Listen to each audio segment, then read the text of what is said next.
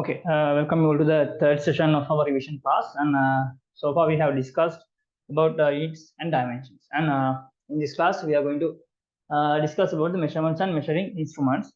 And before that, I'm going to inform you about the class fees, because so far we have given you all the recordings free, as most of the students are still joining and testing whether the class is suitable for themselves. And so up to this session, you all can access the videos freely. And from this week onwards, we have get our class fees, and we will inform you about the fee later. And actually we started the class to have only one class the first day for free, but we have decided to give 2-3 video sessions as it's still the beginning, so you can refer the videos well, and you can have some understanding, and then you can choose whether you want to join the class or not. Okay. So first 3 weeks free tama මේ session එක සරගෙන ගියේ. අපි ඔක්කොම classes discussions ඔක්කොම ටික free තමයි මේ වෙනකම් කට්ටියට දුන්නේ. ඉතින් මේ week එකේ ඉඳන් අපි පොඩ්ඩක් inform කරනවා class fee එක ගැන. ඒතකොට මේ ඒක චුට්ටක් මතක් කරන්න කැමතියි. මේ හැමදාම පිනටම කරන්නත් බෑ. මේකයි. හරි. එතකොට අපි තව session සමහර ඒවා free කරනවා. ඒ කියන්නේ ගොඩක් වෙලාවට class එකෙන් ළමයිට කොහොමද free in sessions වෙනවා. අපි දානවා පොඩි පොඩි videos upload කරනවා. Also we're going to do some free sessions to cover some small units. Sometimes we are going to give the free video to all students, not only for the students who are with our class. And okay, let's move to the lesson. Measurements and measuring instruments. So far we have discussed about the units and dimensions and physical quantities above the dimensions and units, because there should be some physical quantities when we are studying physics. Then we have to measure them. We have to measure the values associated with the quantities. Then we have to use some unit system. Then we use some dimensions to get some unknown quantities and to derive equations. That's all. And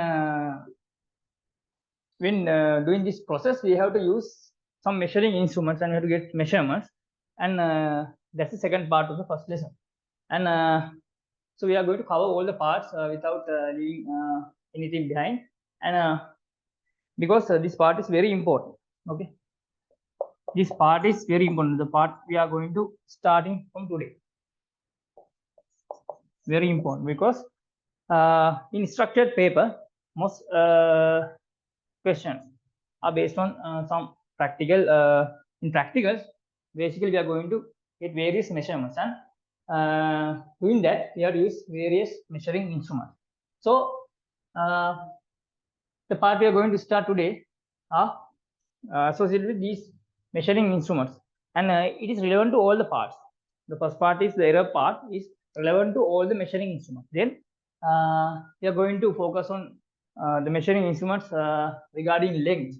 The length measuring instruments, 5 of them actually starting from the meter ruler, the basic instrument we are going to use, and vernier caliper, micrometer screw gauge, spirometer, and traveling microscope. And today we are going to cover until the vernier caliper part, some theories of vernier caliper. So let's start the first part with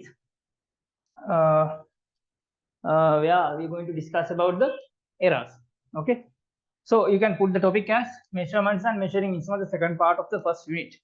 Okay, most of the revision class in revision classes, most of the times they don't do this part. They skip the parts and later they cover these units doing some 2-3 hour sessions, and mostly all the points are not covered in these types of sessions. අද අපි සාමාන්‍යයෙන් මේක මුලින්ම කරන්නේ මේක ටිකක් important වෙනවා කොච්චර කිව්වත් මේක නිකන් ඉච්චර වැඩක් නැහැ ෆස්ට් යුනිට් එක පොඩ්ඩයි තියෙන්නේ හැබැයි එහෙම කිව්වට මේක ගොඩක් ඉම්පෝටන්ට් වෙනවා ගොඩක් ස්ට්‍රක්චර්ඩ් ප්‍රශ්න කරගන්න බේස් එක හැදෙන්නේ මෙතන that's the base so you have to get that idea and then you can get something to do structured questions regarding various instruments and we are going to discuss about structured questions regarding this unit in the next week discussion session today our discussion tute discussion session will be on the last week's theory session about units and dimensions and we have done some questions I think half of the tute has been covered in the week before last week and that session we have covered most questions regarding units and today we are going to cover the rest of the tute and important questions regarding that part. So let's come back to the measurement part. Here, you know, you have to get some measurements and you have to use some instruments. You can put a point and start a sentence like this.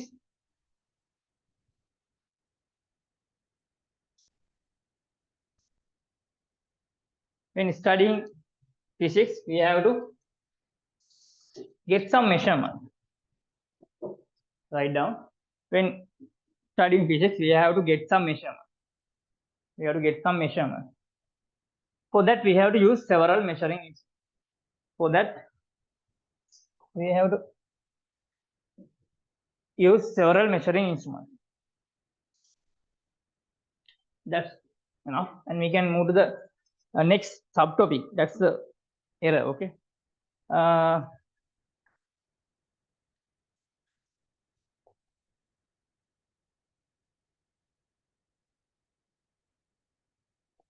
You can put the subtopic as errors in measuring measurements.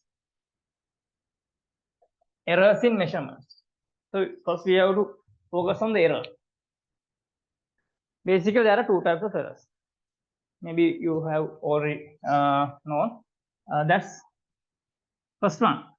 You can put 1, 2 and write down. There are two types of errors. Okay. The first one is random error. I put it as second.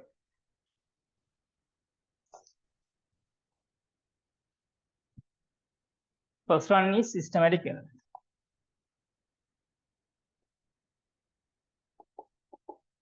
Then you can put the second one as random errors.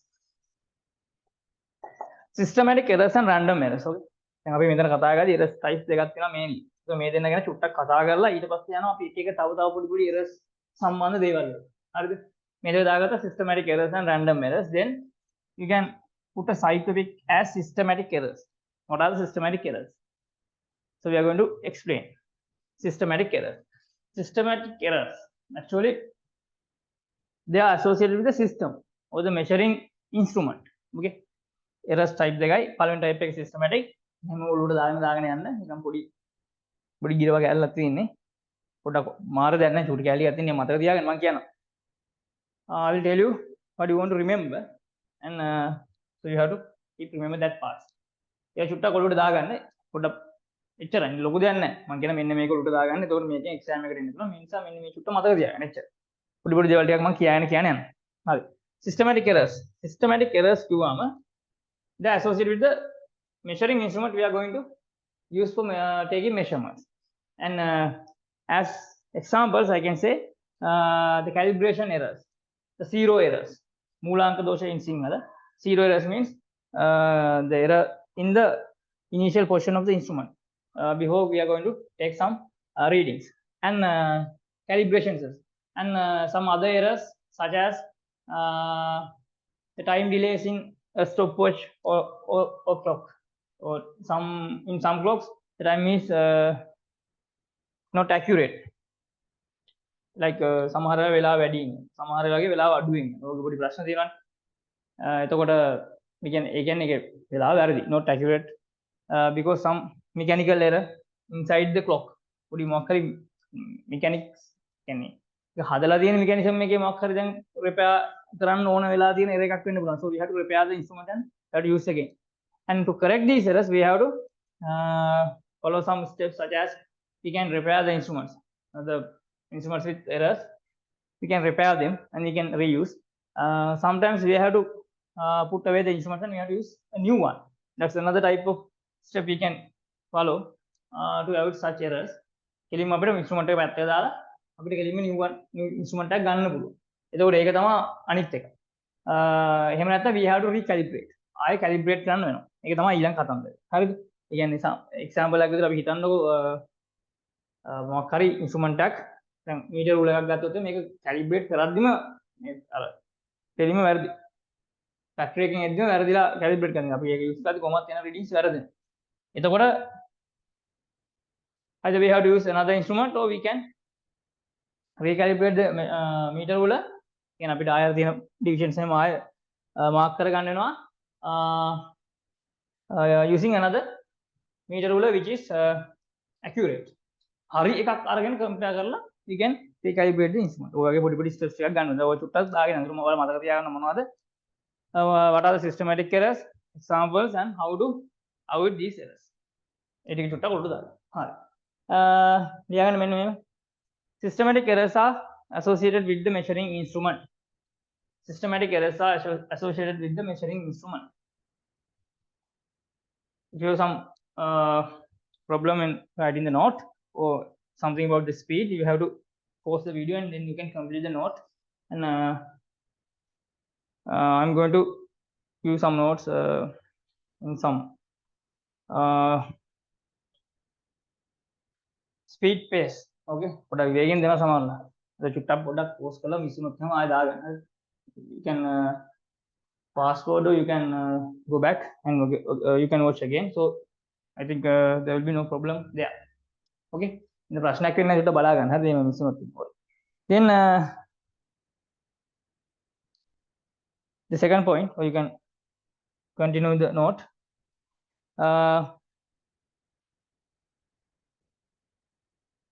these errors are mainly due to the calibration errors these errors are mainly due to the calibration errors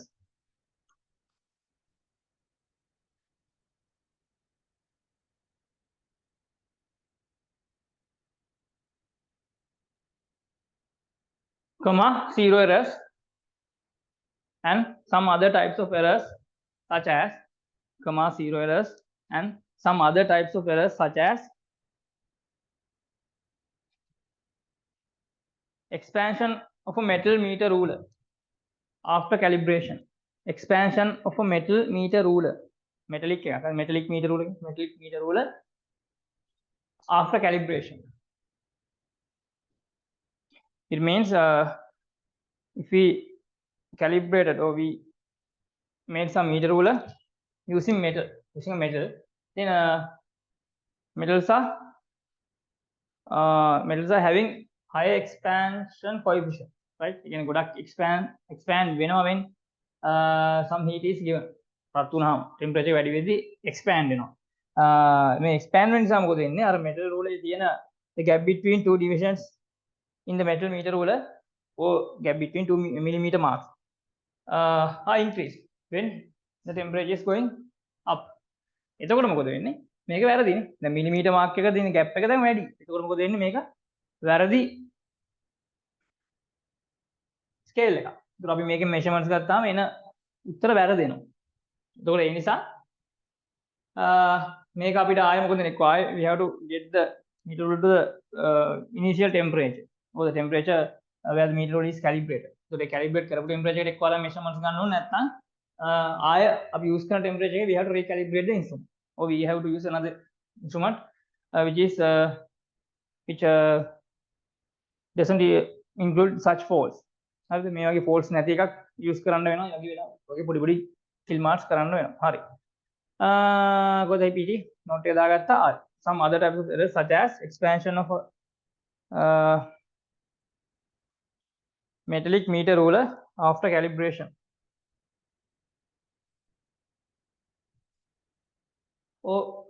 And slowing of the time of a stopwatch or a clock. Slowing of the time, slowing down, you can say like that also. Slowing down of the time of a clock, or you can put slash clock or a stopwatch. මොකක් එකක time එක slow down වෙනවා. ඒක slow down වෙනවා සාමාන්‍ය fast නම් වෙන්නේ නැහැ. තියෙන මේ speed එකට time එක වේගයෙන් යන්නේ නැහැ. හරි. Then put a separate point and write like this.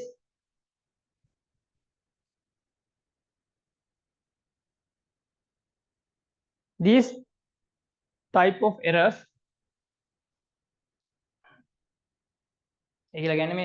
systematic errors, these type of errors could be recognized, could be detected or recognized, detected after getting the readings. After getting the readings,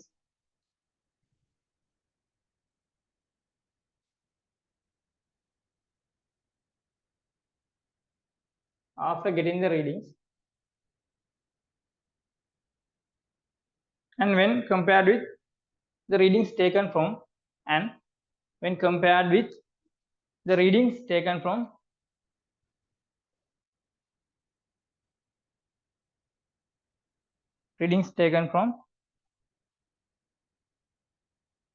an accurate instrument.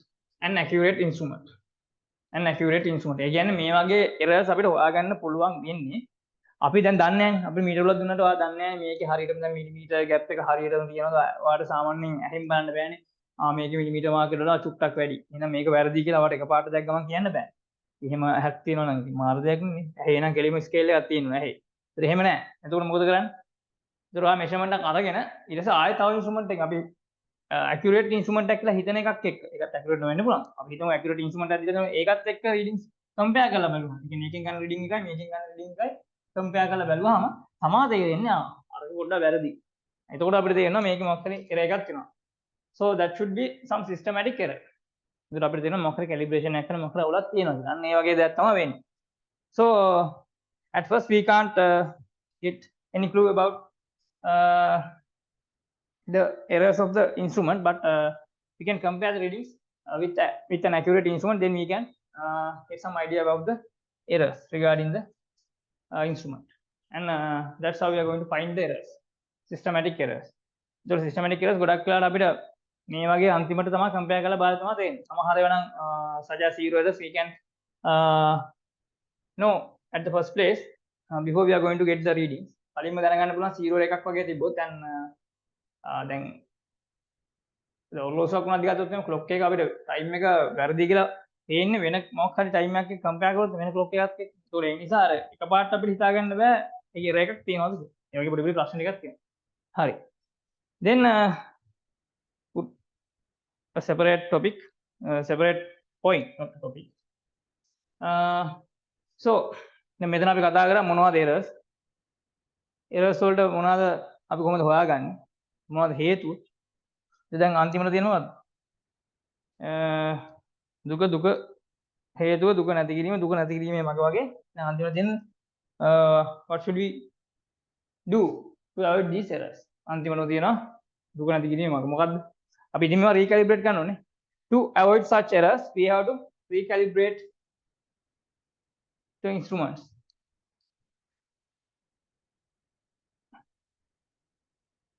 We have to recalibrate the instruments. So we have to use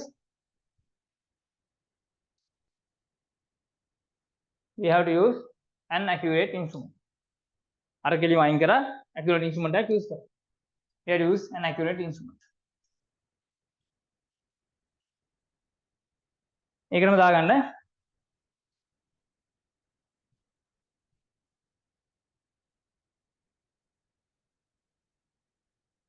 by getting an average by getting an average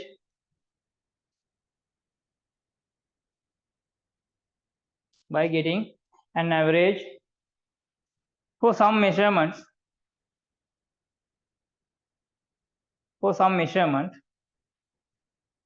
after getting several readings won't will not won't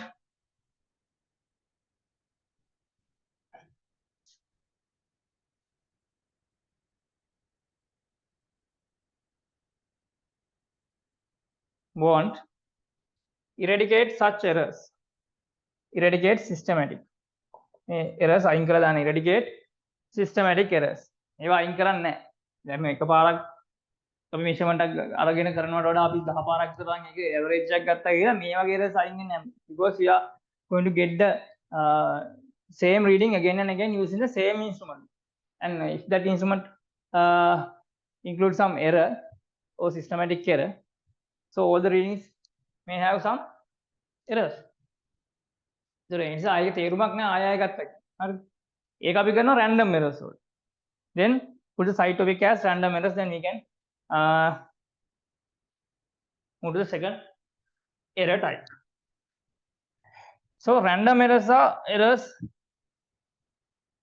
occurred by the lack of skill in the person who are going to get readings.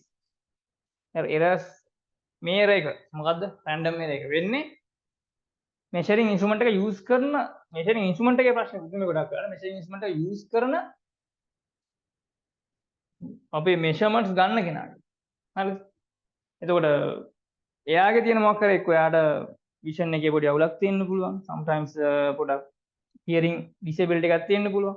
එහෙම නැත්නම් පොඩි readings ගාද්දී අත වෙවුලනවා. එහෙම වෙන්නත් පුළුවන්. පොඩි පොඩක් ඒ වගේ දෙයක් වෙන්නත් පුළුවන්. physical disability එකක් වෙන්නත් පුළුවන්. මොකක් හරි එහෙම හරි එයාගේ තියෙන skill එකේ අඩුවක්. ඒක තමයි මේකට හේතු වෙන්නේ. හරි. These errors are mainly due to මේක mainly වෙන්නේ මේක නිසා තව ඊට අමතරව තව part එකකුත් තියෙනවා. හරි. These errors are mainly due to lack of skill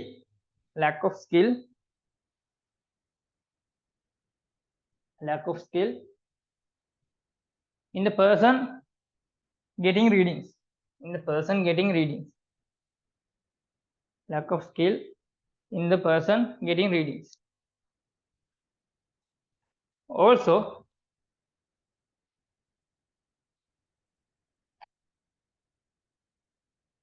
due to the uncertainty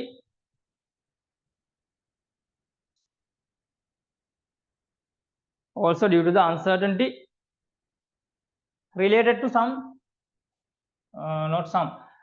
also due to the uncertainty regarding the measuring instruments. Uncertainty associated with the measuring instruments. එහෙම දාගන්නත් පුළුවන්. ඒ කියන්නේ මොකක්ද? uncertainty.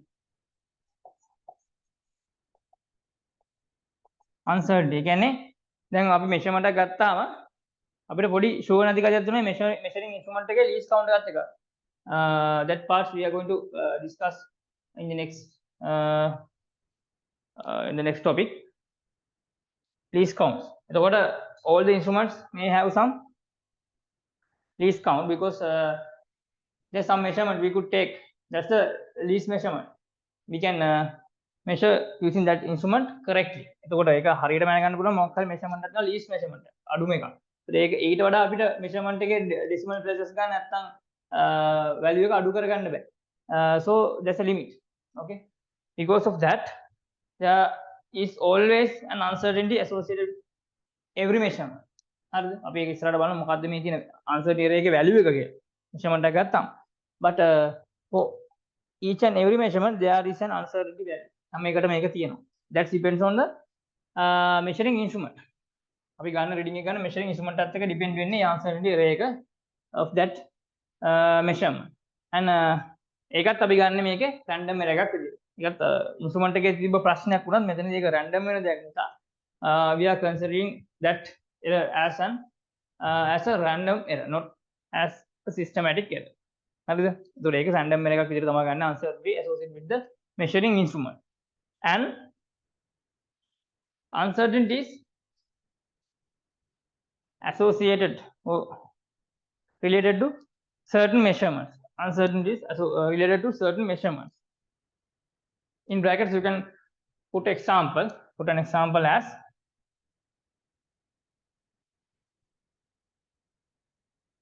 variation of the thickness of a metal plate. Variation of the thickness of a metal plate from point to point. Variation of the thickness of a metal plate from point to point. Metal plate එක ගන්නවා තනින් තන මොකද වෙන්නේ සමහරවිට දැන් හදලා තියෙන විදිහට ඒකේ errors තියෙන්න පුළුවන් errors නෙමෙයි thickness එකේ පොඩි variation එකක් තියෙන්න පුළුවන් හැමදාම එකම විදිහට තියෙන්නේ නැහැ මේ metal plate එකේ. Then we should take several readings for the thickness value using several points, and then we can get the average value. So by doing that we can get the measurement reducing errors, because the thickness is not same in every point, so we have to get some average value. If we are getting the thickness value for the total for the whole object, the කෙලින්ම මුළු object එකම consider කරොත් නම් අපිට අර තනින් තැනට place අපිට thickness එක වෙන වෙනම measure කරන්න පුළුවන්. හැබැයි අපි object එකෙන් මතත් තියෙනවා අපිට average value එකක් ගන්න ඕනේ. So these types of errors could be neglected or could be minimized by getting several readings, and then we can get the average, and we can minimize the errors caused by the person taking the measurements by getting several readings by several persons.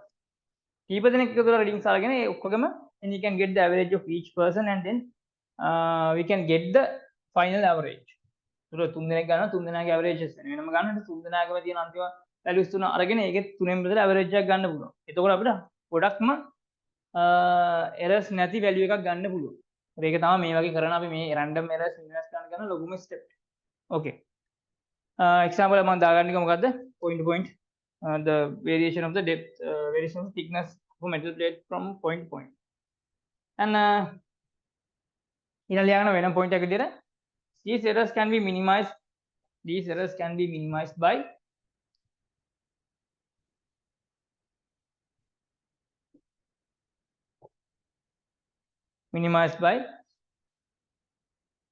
taking several readings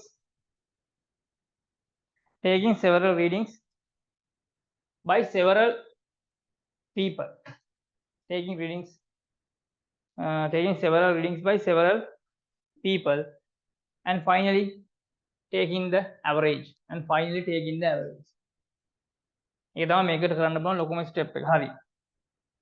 Now we have done the main two types of errors, random errors and systematic errors. Then we can move to the another type of errors where we assign some value. පොඩි value එකක් අපි කතා කරලා මේවා නිකන් error එකක් වල අපි මෙතන values නම් උත් කතා කරන්නේ. basically there are two types. So මේ types වල යටතේ තියෙන තව පොඩි sub errors තියෙනවා. අපි measurement එකක් ගද්දි value එකක් එක consider කරන errors තියෙනවා. So we are going to start that part and put the subtopic as least count. As I told before, there is a least count related to each and every instrument. Some value we can measure, correctly, and that's the least value we could take from that instrument. That's the least count.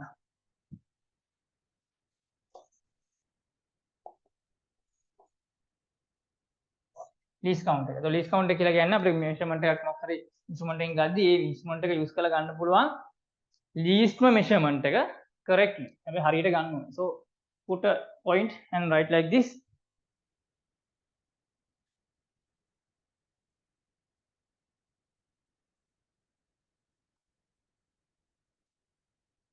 The least measurement that can be taken, correctly from an instrument. The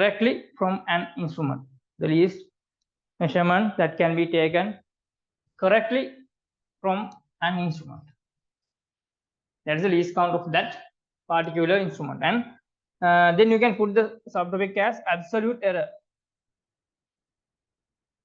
Absolute error, like absolute temperature, absolute vodka, absolute error. This is the absolute error. Okay, එච්චර කියන්නේ. ඒ කියන්නේ මොකක් හරි measurement එක what is the value of the error associated with this measurement? That's the absolute error. So this error is taking after correcting all the errors such as systematic errors. අපි systematic errors ඔක්කොම correct කරලා පස්සේ එන value එක එන measurement එකේ තියෙන error එක තමයි අපි absolute error කියලා කියන්නේ. ඒ කියන්නේ අපිට මොකක් හරි වළක්ව ගන්න බැරියර් එකක් තිබ්බොත් තමයි අපි absolute error එකට ඒක දාගන්නේ. එහෙම නැත්නම් දැන් අපි හිතන්නේ systematic error නැත්නම් zero errors වගේ આવත් එම ඒවා අපි we have to correct them. Then we can get some measurement, some final measurement. But in that measurement also there is an error associated with the measuring instrument, maximally an error of least count. Least count එකේ error එකට equal වෙන error එකක් හැම measurement එකේම තියෙනවා. ඒක ඇවිල්ලා uncertainty error එකක්. So that's the absolute error of every measurement. So we have to consider about that value. Now you can put a point.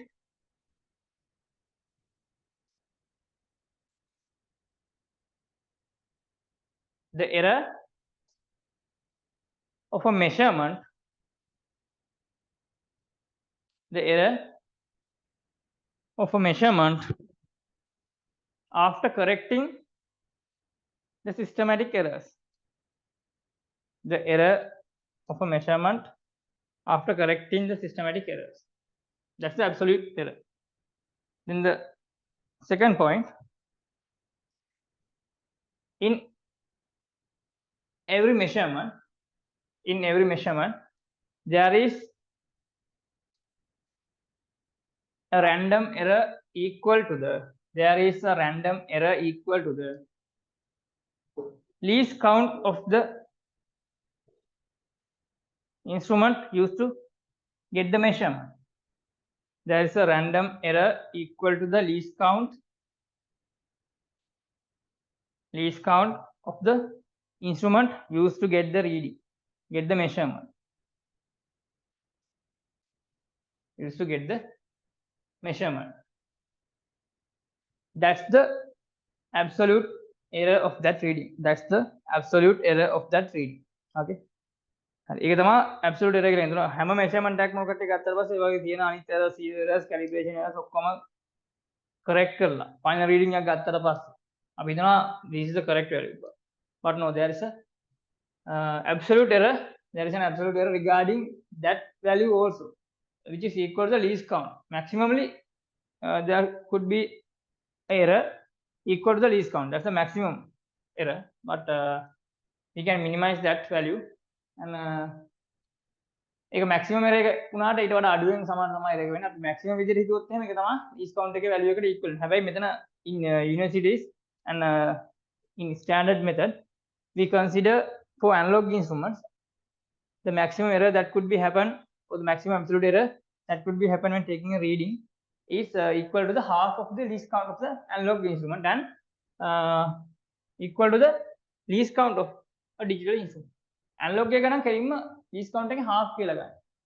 digital instrument එක නම් අපි කෙලින්ම least count එක තමයි කියනවා. මොකද අපි digital instrument එක අපිට කෙලින්ම value එක display කරනවා මෙතන. We can't tell the value is in between 5 or 6. අපිට කියන්නේ 5 යා දැන් තියෙන්නේ. ඒක තියෙනවා 5.3 කියලා. අපි දන්නා 5.3 or 5.3536 අපිට ඒක decide කරන්න බෑ. ඒක pen reading අපි එහෙම අමුවෙන්ම ලියා ගන්න. Then that's why we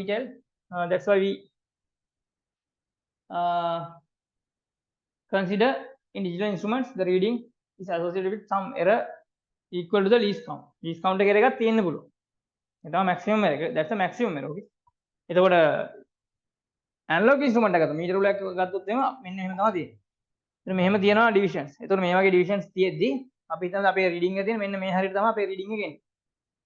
This is 345 millimeters. marked in millimeters. Okay, meter rule එකේ millimeters තියෙනවා. අපි දන්න මෙතන තියෙන 5 something in millimeters. but we can't decide the value because in the meter ruler the least count is 1 millimeter. මේ මැද divisions නැහැ. Either this is 5 millimeters or 6 millimeters. So we have to put the value to 5 or 6. ඒක ඉතින් අපි ඒ ගන්න කෙනා මත depend වෙනවා. අපි පහට ළඟයි වගේ නම් පහට දානවා. 6ට ළඟයි වගේ නම් 6ට දානවා. Then there's a maximum error of half a least count. මෙන්න මේකෙන් භාගයක error එකක් වෙන්න පුළුවන් මේ gap එකෙන්. හරිද? ඒ කියන්නේ මෙන්න මේ gap එක අපි දැන් මෙතන ඇත්තටම not 5 or not 6. Then this is something like 5.6 millimeters, but we can't measure that value exactly using the meter ruler. So if you use 6, there's an error of 0.4 millimeters. If you use 5, there's a error of 0.6 millimeters. But if we can see, like if you have a good vision, we can see that the reading is closer to the 6, so we can put the value as 6 millimeters. Then the error will be 0.4 millimeters. So මේක explain මනුස්සයන් දන්නවා 6ට ළඟයි කියලා. ඒතකොට එන error එක වෙන්නේ 6 දැම්මොත් එම 0.4 millimeters error එකක් තියෙනවා. That's less than the half of the least count. ඒතකොට එතන least count එකට වඩා චූට්ටක් error එක අඩුයි. හැබැයි හරි මැද තිබ්බොත් if it's in between 5 or 6, if the correct reading is 5.5 millimeters, if you use 5, the error is 0.5 millimeters. If you use 6 millimeters, the error is also 0.5 millimeters. And that's the point where the maximum error is half the least count. Least count එකෙන් භාගය මේ වගේ වෙලාවක error 0.5 millimeters error එකක් තියෙනවා මොකක් පහ ගත්තත් 6 ගත්තා. So in that occasion the error is equal to the half of a least count.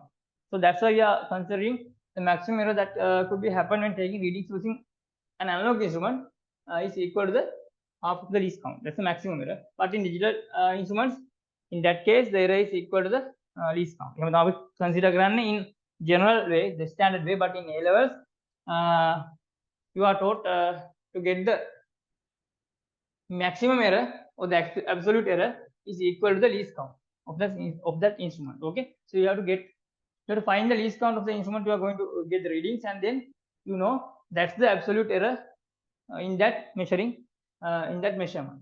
ඒක තමයි කතන්දර. ඒ කියන්නේ ඔයාලා ගන්න measurement එකේ absolute error එකක් තියෙනවා හැම වෙලේම ඒක හැම වෙලේම equal වෙනවා maximally equal වෙනවා least count එකට. හැබැයි මම කිව්වා සාමාන්‍ය වෙන්නේ මොකක්ද කියලා මේක චුට්ටක් ඉතින් site knowledge එකක්. ඒ කියන්නේ මේක A levels වල වැඩක් නැහැ. මොකද A levels වල consider ගන්න හැම වෙලේම least count එකේ value එකක් තමයි maximum විදිහට error එකක් වෙන්න පුළුවන් වෙන්නේ. absolute error එක least count එකේ error එකට least count එකට equal වෙනවා හැම වෙලේම. ඒක තමයි මම consider කරන්නේ. ඒක ඔලුවට දාගන්න. එච්චර.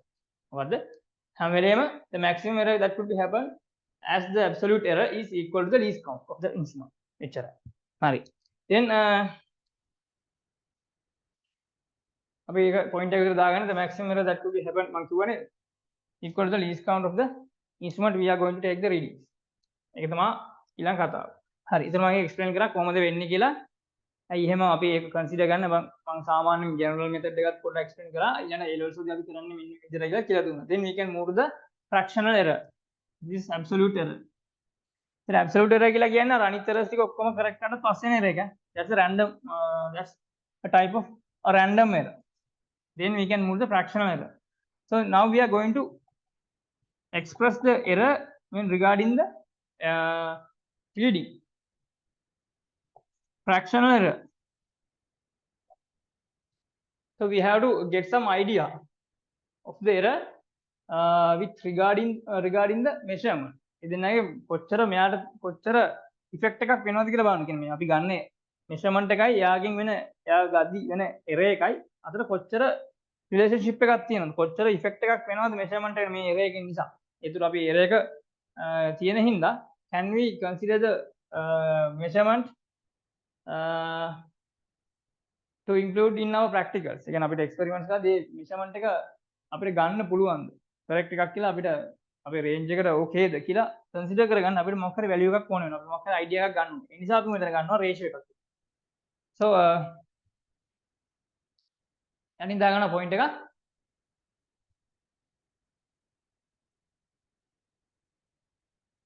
We can get an idea about the effect of the error.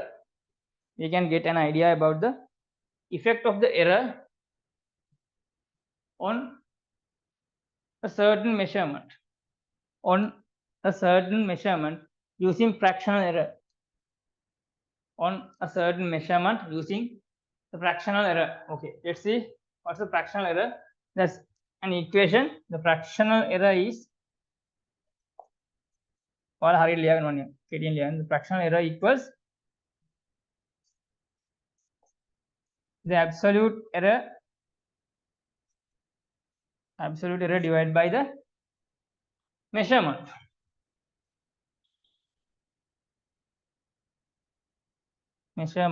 So this measurement is equal to the measurement that's taken finally after correcting all the systematic errors.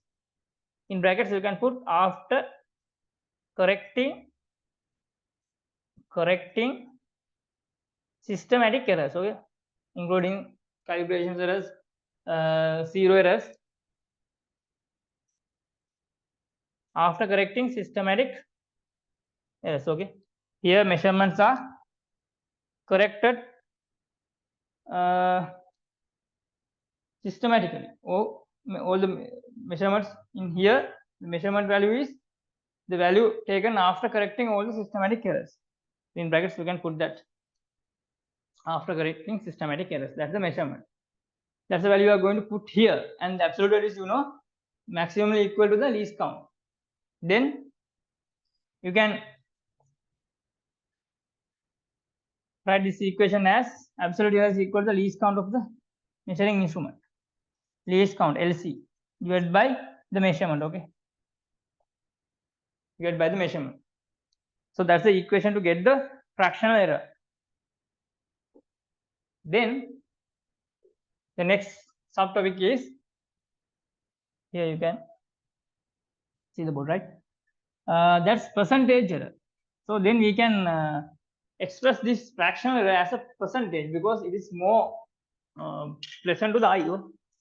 It's more beautiful when we express the value as a percentage. So we can get a clear idea. We can get a clear idea using a percentage, not by using a fraction. හරි අපිට කෙලින්ම idea කරන 100ට මෙච්චරකම තියෙනවා නිකන් 0.5 3යි කියවම තේරෙන්නේ නැහැ. හරියට අයිඩියා එකක් එන්නේ මේක රේය කොච්චරයිද වගේ නේද.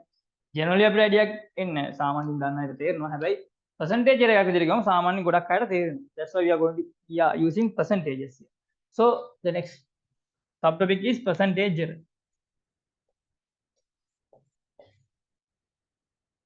Percentage error. So the same thing, we are going to get the fractional error, that's least count over the measurement. Then we are going to multiply by the 100%. Then you can get the PE, means percentage error, right? You should write in full terms here, not as PE. Percentage error equals least count of measurement, that's the fractional error into 100%. So that's all about errors. The final subtopic is about the error standard. So I'm covering the parts in some speed phase here. Okay, පොඩ ඉක්මනට කරගෙන යනවා. මේ හරි ඉච්චර ලොකු දේවල් නැහැ, නිකන් නෝට් එක දාගත්තා මේක මෙහෙමයි කියලා තේරුම් ගත්තා ගියා. So you all know the terms percentage error, fractional error, and how to get the percentage error, fractional error, and what is the least count, what is the absolute error regarding some measurement, and what are the two types of errors, and how to eliminate them, and how these types of errors are caused when taking measurements. That's the things you have to know, you have to memorize. Okay, ඒ ටික පොඩ්ඩක් ඔලුවට දාගන්න. හරි හරි. Then error standard of error, error standard. So there is a standard for errors. Okay, errors වලත් තියෙනවා පොඩි standard එකක්. අර වැරදි වලට ස්ටෑන්ඩඩ් එකක් තියෙනවා. හරිද? අනේ ඒ නිසා සාමාන්‍ය ස්ටෑන්ඩඩ් එකක් තියෙනවා නේ. සාමාන්‍ය මොන දේ වුණත් ස්ටෑන්ඩඩ් එකක් තියෙනවා. ඒක නැතුණාම තමයි පොඩ්ඩක් පිස්සු ගේ ඉන්න ගන්න කට්ටිය. එතකොට ඒ ස්ටෑන්ඩඩ් එක errors වලටත් තියෙනවා. So when taking measurements in laboratories, not in homes. Okay, ගෙවල් වලදී මේක අපි කතා කරන්නේ නැහැ. ගෙදරදී අපි නිකන් පාරේ යද්දි measurement එකක් ගත්ත කියලා අපි ගොඩක් කරන්නේ මේ කන්සිඩර් ගන්න කඩේක මොකක් හරි වැඩක් හරි අපි මේ percentages වැඩි කතා කරන්නේ නැහැ, මේ stands කතා කරන්නේ. හැබැයි when getting measurements in laboratory, you have to do these measuring things in a standard way, to have the errors in standard range. So it has been explained that the maximum percentage error that could be happen when taking a laboratory measurement is 1%. Should be 1%. That's the maximum error that could be happen. වැඩි වෙන්න වෙන්න පුළුවන් error එක maximum error එක වෙන්න පුළුවන් 1%. මොකද මෙන්න මෙතන percentage error එක ගත්තාම මොකක් හරි measurement එක යාගේ least count එක අතර ratio එක අරගෙන 100% වැඩි කරලා එන percentage error එන value එක maximally equal to the 1%. එකට වඩා වැඩි වෙන්න බෑ. ඒක තමයි maximum. ඊට වඩා ඒ කට්ටිය accept කරන්නේ නැහැ. Then you have to get the readings again. So if you are doing some research in your university, after you are going to university, you have to be careful about the error standard, because you have to get all the readings having the percentage error less than 1%. එකට වඩා අඩුවෙන් තියෙන්න ඕනේ. නැත්නම් your research won't accepted by the university. ගන්න නැහැ. මොකද ඒක ඔයාලා publish කරන්නත් බෑ. මගේ ලොකු කතාවක් පස්ස කාලෙක යුනිවර්සිටි ගිහිල්ලා හරි මොකක් හරි මොන ඩිග්‍රී එකක් කරලා රිසර්ච් එකක් කරලා නැත්නම් යුනිවර්සිටි එකේ ප්‍රැක්ටිකල් එකක් කරත් you have to get the readings to have the percentage error less than 1%. That's the standard. සාමාන්‍ය අපි දැන් ගෙදර ඉඳන් ඔය අහුවෙන එකකින් අහුවෙනම රීඩින් ගන්න එහෙම බෑ. අපි රීඩින් එක බලද්දි ලීස්ට් කවුන්ට් එක කන්සිඩර් කරන්න ඕනේ. So here මෙතන ඔන්න පොයින්ට් එකක් දාගන්න. මෙතන පොයින්ට් එකක් දාන්න. නැත්නම් ඒකේ රෙසිස්ටන්ට් එක ඇතුලේ පස්සේ දාගත්තත් කමක් නැහැ. When taking the percentage error, you can decrease the percentage error by increasing the measurement, right? Here, as a point, you can write like this. You can decrease the percentage error by increasing the measurement value. So you can increase the denominator to get the final value lower, right? In a value එක අඩු කරගන්න denominator එක increase කරගන්න පුළුවන්, numerator එක decrease කරගන්න පුළුවන්. value එක අඩු වැඩි කරගත්තාම අපිට එන value එක අඩු වැඩි කරගන්න පුළුවන්. අපිට ඕන percentage error එකක් අඩු කරගන්න ඕනේ. Then we have to increase the measurement denominator. Then we have to decrease the least count of the instruments. So we have to take relevant instruments having the minimum least count.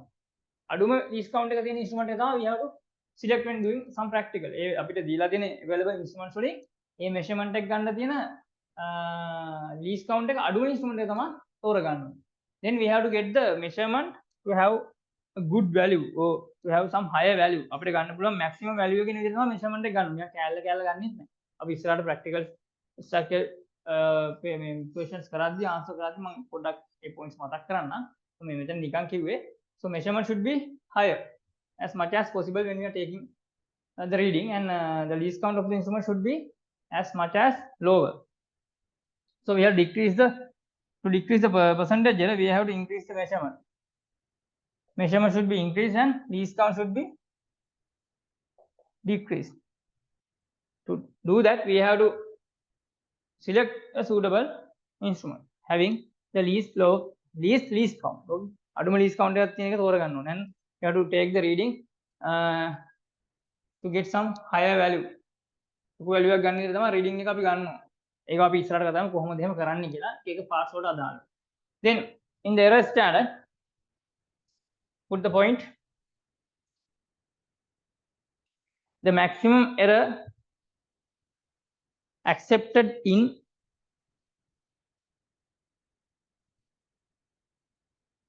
getting a measurement in a laboratory. Maximum error accepted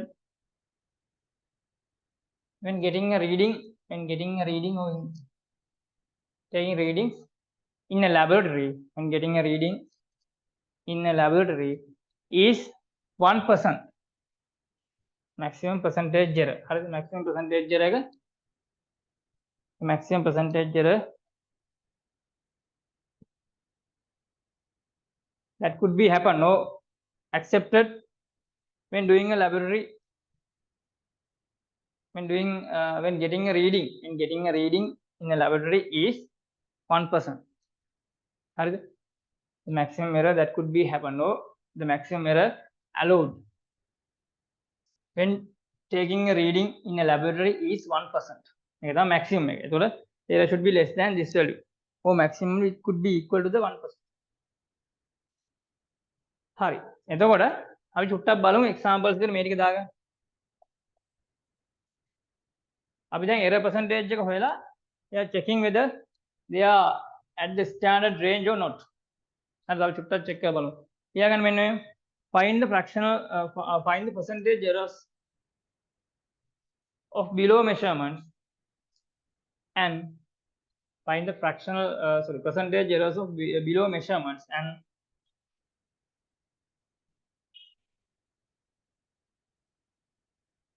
state whether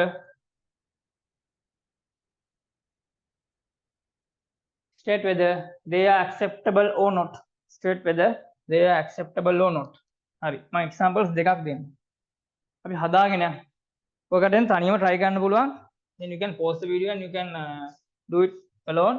Then you can check whether it's correct or wrong. තනියම කරන් try කරන්න. video එක pause කරලා කරගෙන යන්න. මම මෙතන කරගෙන යනවා.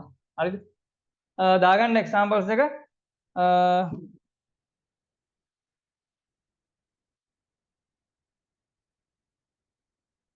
a meter ruler, මේක තමයි example එක. meter ruler having a least count of 1 millimeter. A meter ruler having a least count of 1 millimeter is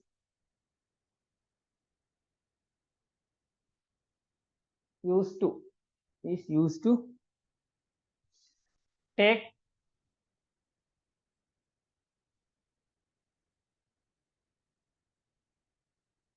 two readings. Take two readings. The readings එක දාගන්නවා. One is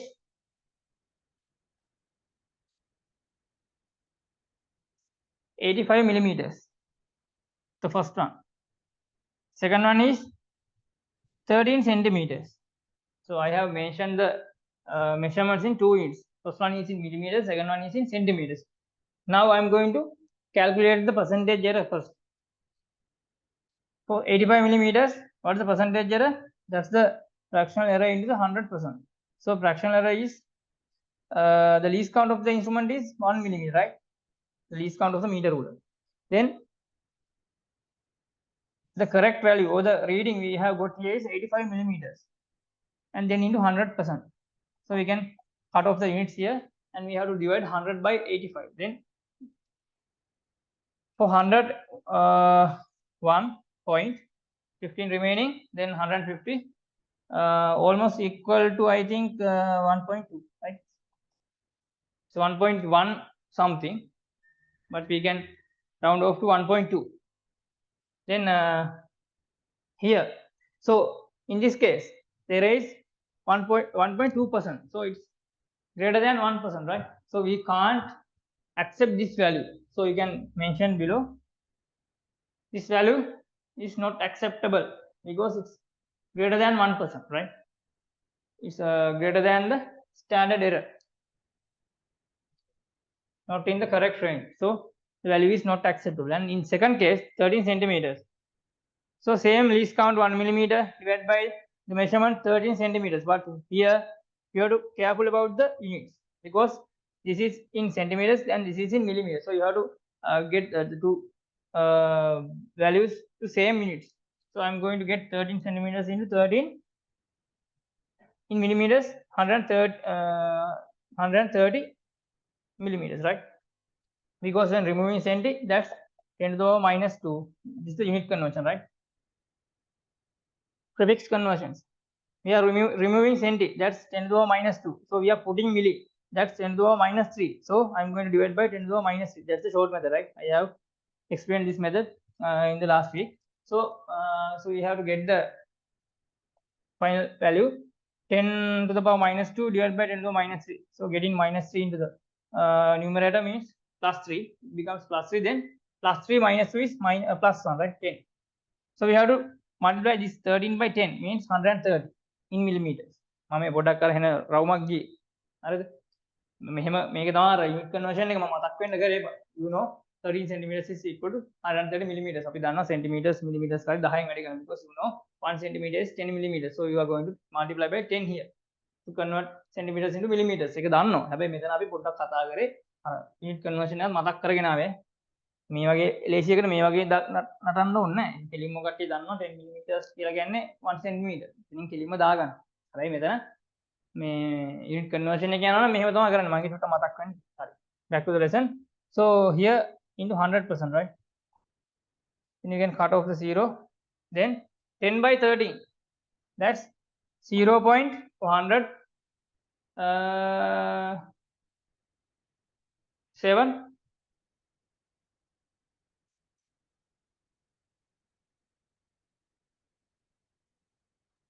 7 and 9 is remaining for 90. That's also 7. Almost equal to 0.77%. Almost, okay. By rounding off. So here it's less than 1%. So we can accept this value. You can write below. So this value is less than 1% and it is acceptable. මේක accept කරන්න පුළුවන් අපිට measurement එකක් විදියට අපේ practicals වල. හරි. තේරුණානේ? ඔහොම තමයි අපි ගන්නෙ. That's how we going to calculate the percentage error. This part is basically the fractional error. Then we can multiply by 100% to get the percentage error. Then we can compare the value with 1%. If it's greater than 1%, we can't accept the value. If it's less than 1%, we can accept the value in laboratory practical. හරි. කොහොම තමයි standard එක යන්නේ. තව පොඩි part එකක් තියෙන errors වල. අපි දැන් කරගෙන යනවා. හරිද? මෙතන පොඩි තව එක්සැම්පල් එකක් දාගන්න මෙන්න මේ විදියට. තව එක්සැම්පල් එකක් ලියගන්න.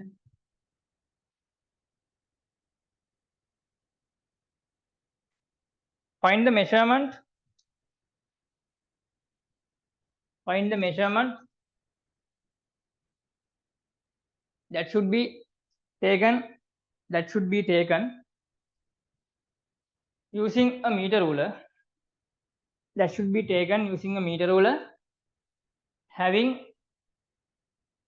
a least count of 1 millimeter. Having a least count of 1 millimeter.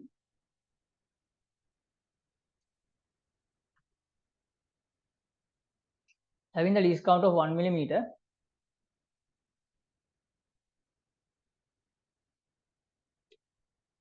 To get the percentage error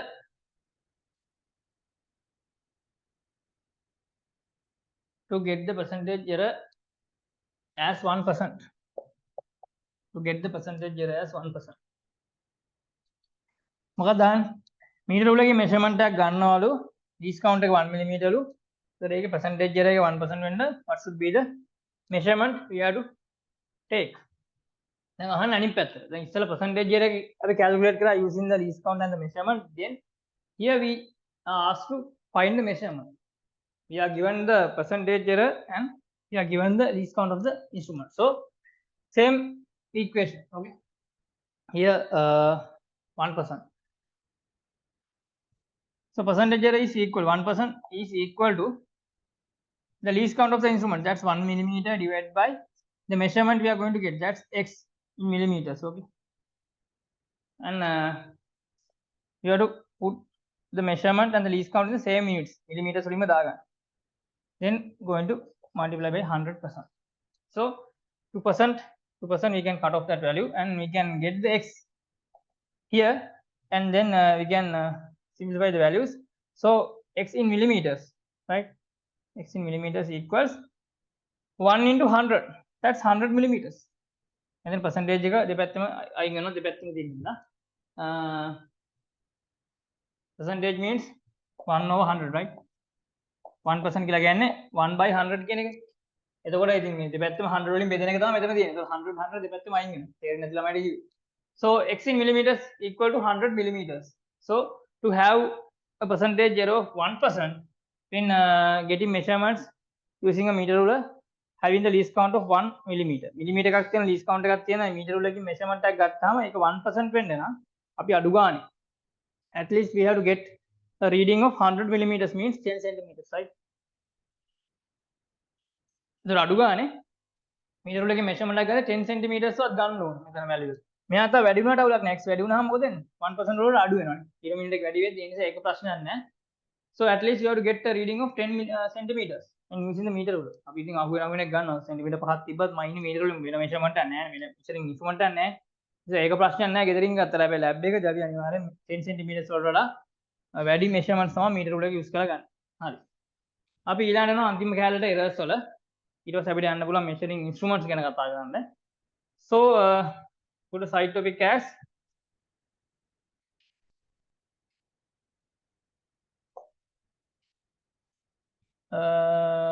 how the fractional errors are affecting for measurements. How the fractional errors are affecting for measurements. How the fractional errors are affecting for measurements. In this part, I'm going to do an example to explain you how the fractional errors are associated with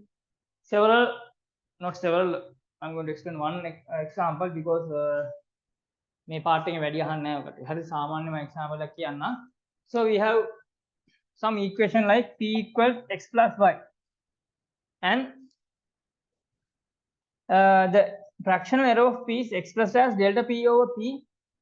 Delta p means the least count of the p measurements and p is the measurement, p measurement, as delta x over x plus delta y over y.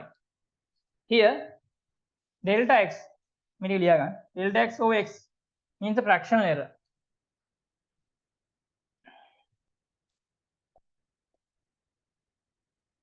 Fractional errors.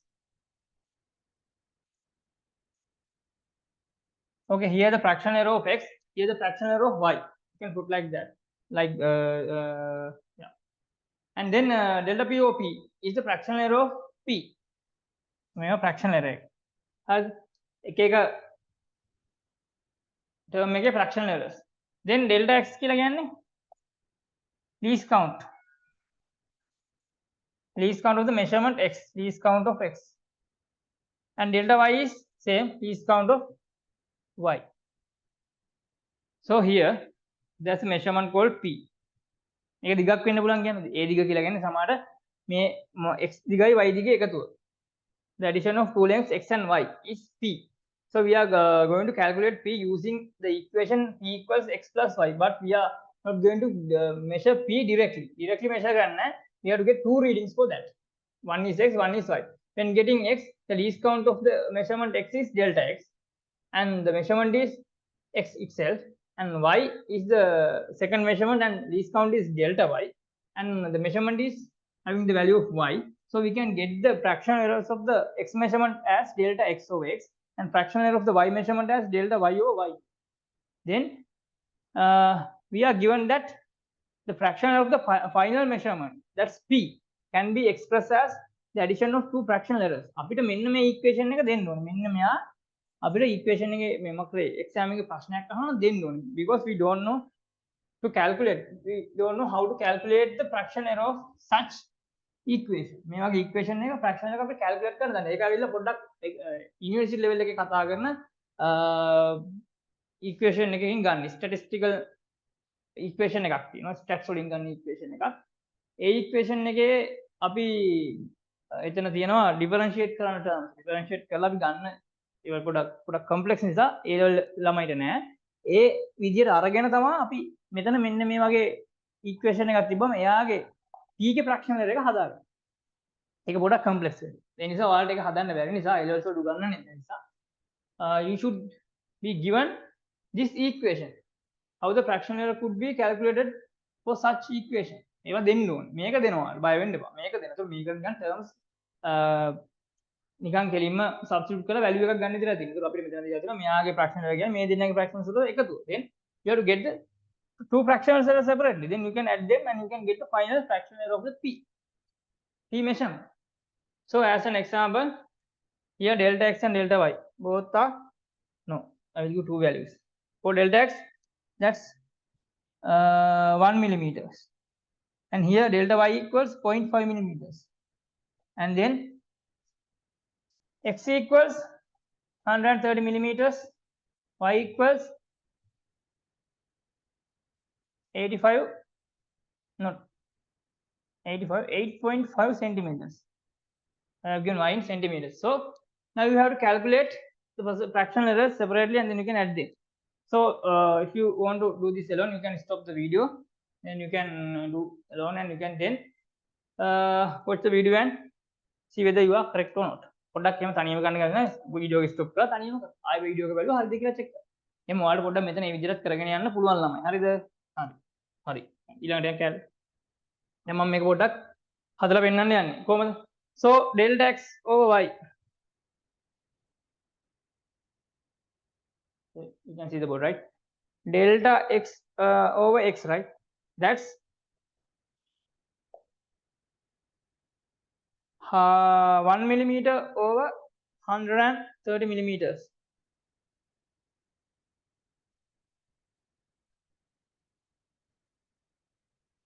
I'm going to write here. මේ කරපු example ටික හොඳට බලා ගන්න. හරිද?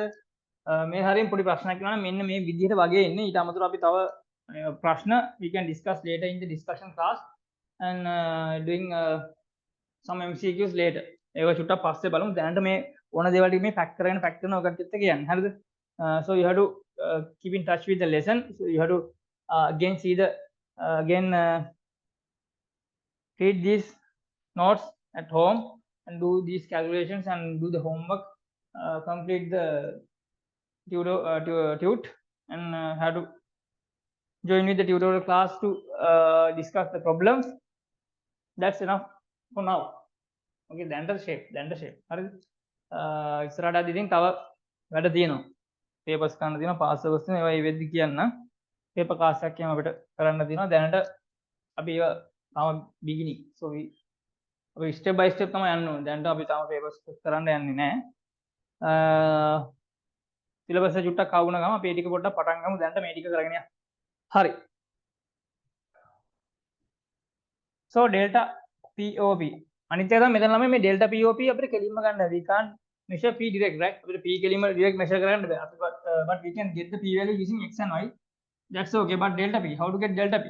We don't know the least count of the P measurement because we didn't get that value directly using some instrument. අපි P කෙලින්ම instrument එකකින් measure කරේ නැහැ. එතකොට අපිට instrument එකකින් measure කරේ නැති කෙනෙක්ගේ least count එකක් ගන්න බෑ. So that's why we can't directly get delta POP here. P ගන්න පුළුවන් but we can't get delta P. ඒකයි අපි මේ equation එකකින් P හොයාගන්න. අපි කෙලින්ම P measure කරන්නේ නැත්නම් අපිට equation එකක් දාලා එයාගේ fractional එක වෙනම හොයාගන්න ඕනේ because we don't know the least count of the P. Then delta POP. So delta x over x is 1 millimeter over 130 millimeters plus delta y over y. Delta y is 0.5 millimeters, right? Over 8.5 centimeters is 85 millimeters. So now you can simplify the values here. Then you can get the final fraction for delta POP. මේ value එක එතනින් හදාගන්න. හරි. That's all about errors. අපි errors ඉවර කරා. දැන් අපිට යන්න පුළුවන් instruments වලට. So we are going to start the measuring instrument part. And in this part we are only considering about the length measurements.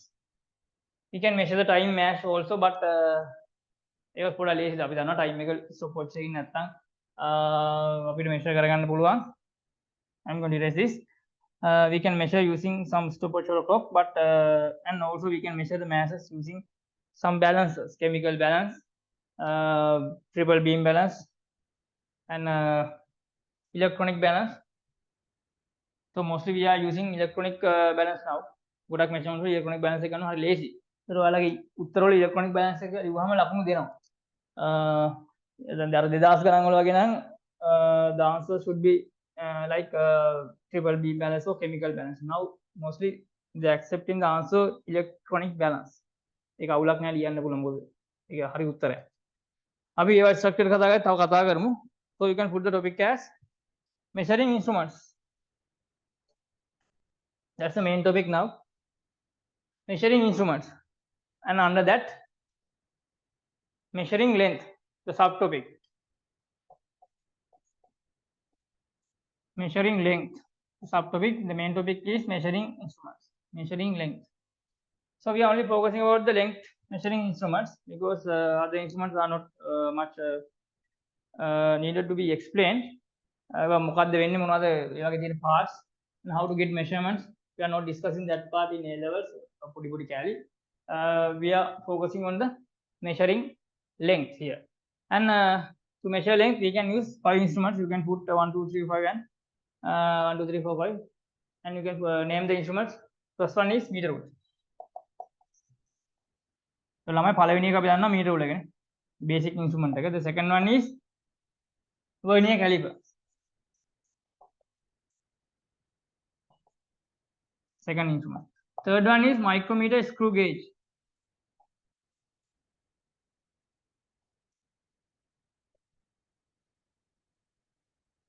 That's the third one. Fourth one. So we have to start from the meter rule and we have to learn all these instruments. Micrometer screw gauge. The fourth one is ferrometer.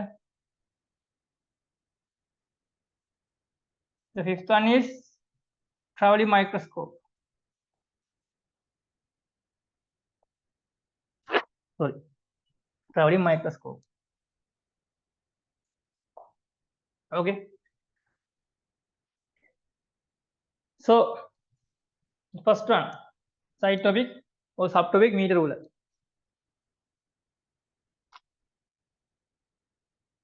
meter ruler ගැන වැඩි කතා කරන්න දෙයක් නැහැ ඉතින්. meter ruler ලියා ගන්න තව meter ruler. meter ruler කියලා දාගන්න. දැන් ලියා ගන්න. The simplest instrument to measure length. Point එක විතර දාගන්න. The simplest instrument to measure length.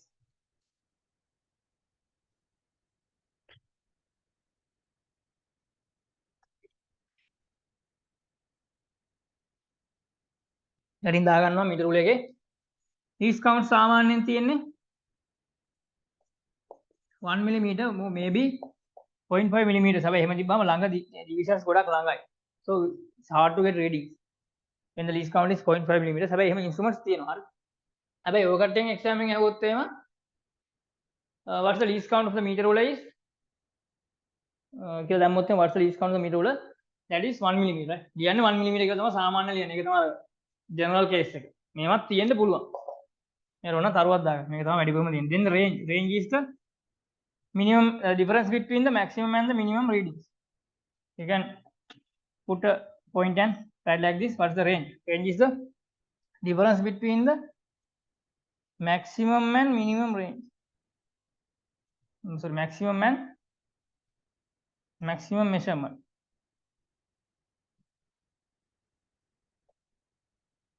Minimum measurement.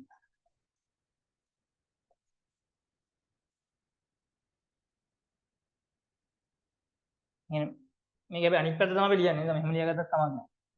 මෙතන දාන්න minimum කියලා, මෙතන maximum දාන්න. Minimum measurement to maximum measurement තමයි ලියන්නේ. Minimum to maximum. අපි කියන්නේ gap between the minimum measurement and the maximum measurement.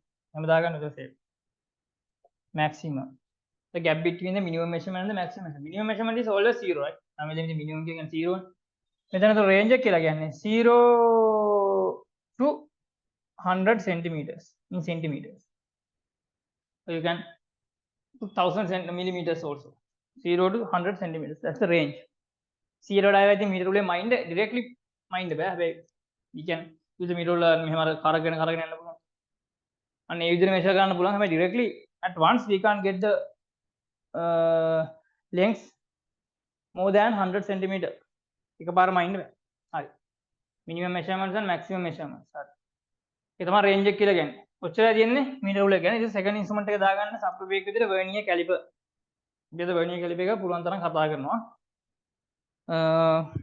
next week එකේ අපි vernier caliper එක සහ අනිත් instruments තව තුනක් තියෙනවා. ඒ තුනම ඉවර කරන්න ඕනේ. ඒක ගොඩක් වෙලාවට next week we are going to do a 3-hour discussion session, theory discussion session.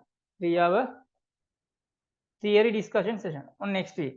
So we won't do the tutorial discussion in next week also.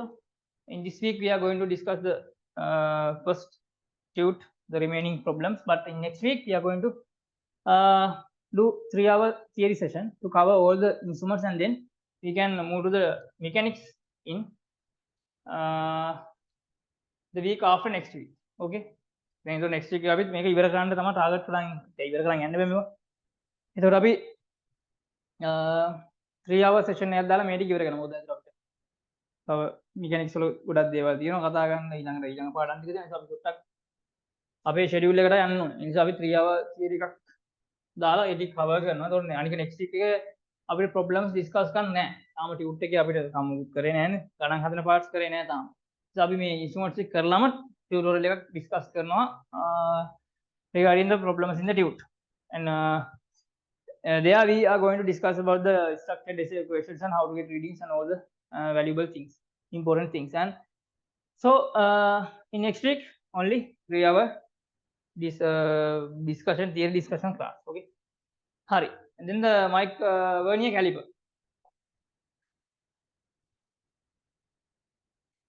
So when using the meter ruler, there's only one scale, right? Okay, scale again. So there's a limit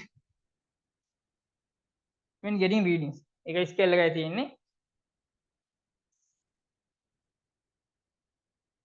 Here 0 and 1, 2, 3, 4, 5,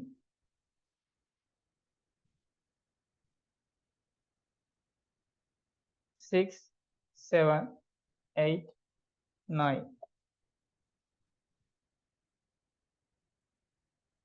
You can see the 9.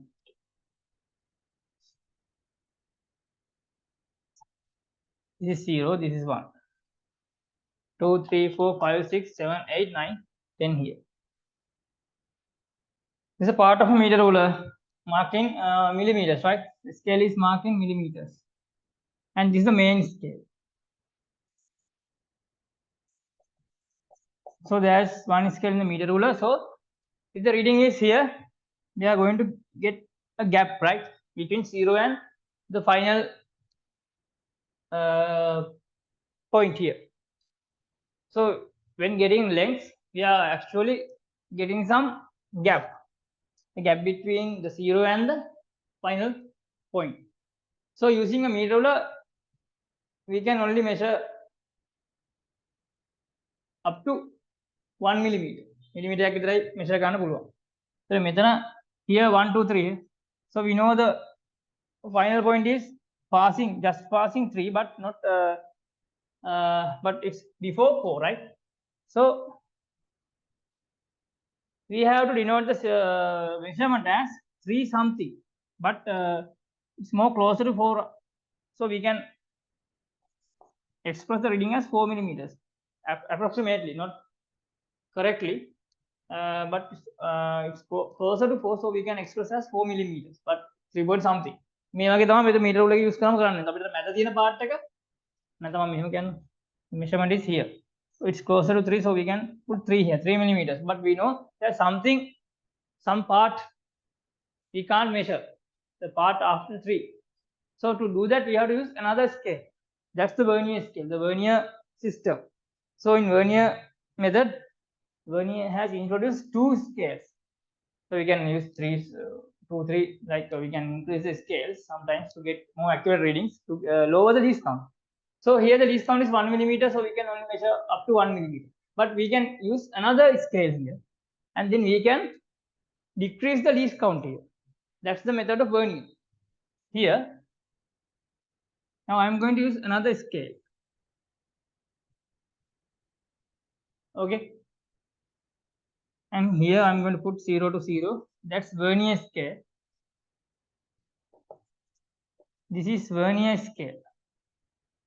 Okay. Now we are going to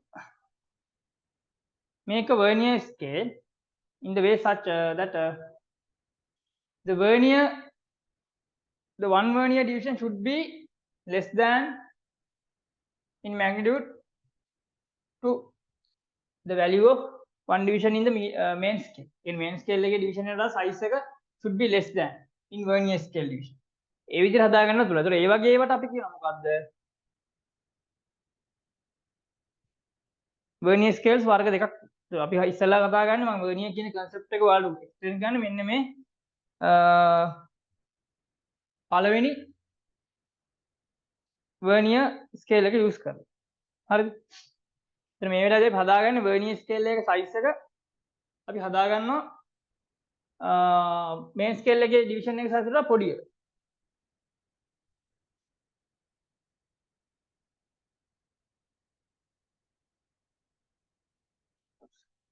එතකොට අපි මේ වගේකට කියනවා contracted vernier scales කියලා. contract කරලා දින හා contract කරපු vernier scale එක. ඒ කියන්නේ vernier scale එක size එක චූටි main scale එකට වඩා.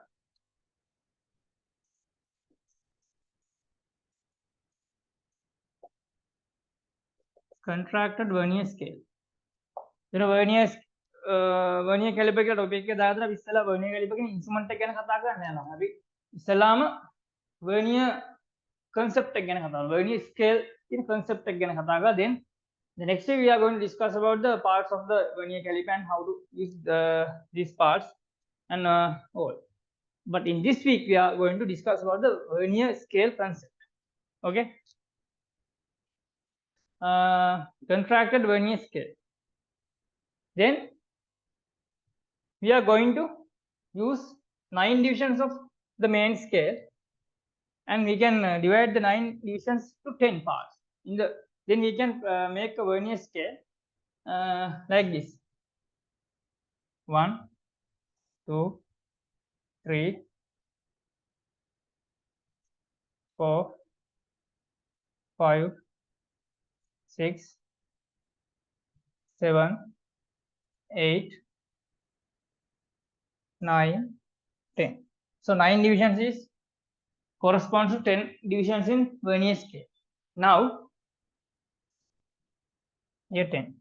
So there are some special features when looking at the vernier scale, that we can see some gap between the 1 and the vernier 1. V1 is vernier 1, M1 is main scale 1. Okay, here V1, there's a gap between V1 and M1. That's the least gap between any two divisions in the two scales, right? අපිට ගන්න පුළුවන් චූටිම gap එකක් තියෙන මෙතන. අනිත් තැන් වල gap එක වැඩි, and here you can see the same gap here. මෙතනත් ඒ gap එකම වගේ තමයි තියෙන්නේ. ඒක තමයි වෙන්නේ. The gap between the 8 division and the 9 division. 8 division, M8 and V9. The same gap here. හරිද? අපි දැන් බලමු gaps කොහොමද හැදෙන්නේ කියලා. අපිට මෙතන තේරෙනවා this is the minimum gap, right? මේක තමයි අපිට ගන්න පුළුවන් minimum gap එක. හරිද? මේ gap එක I'm going to mark the gap as, name the gap as delta.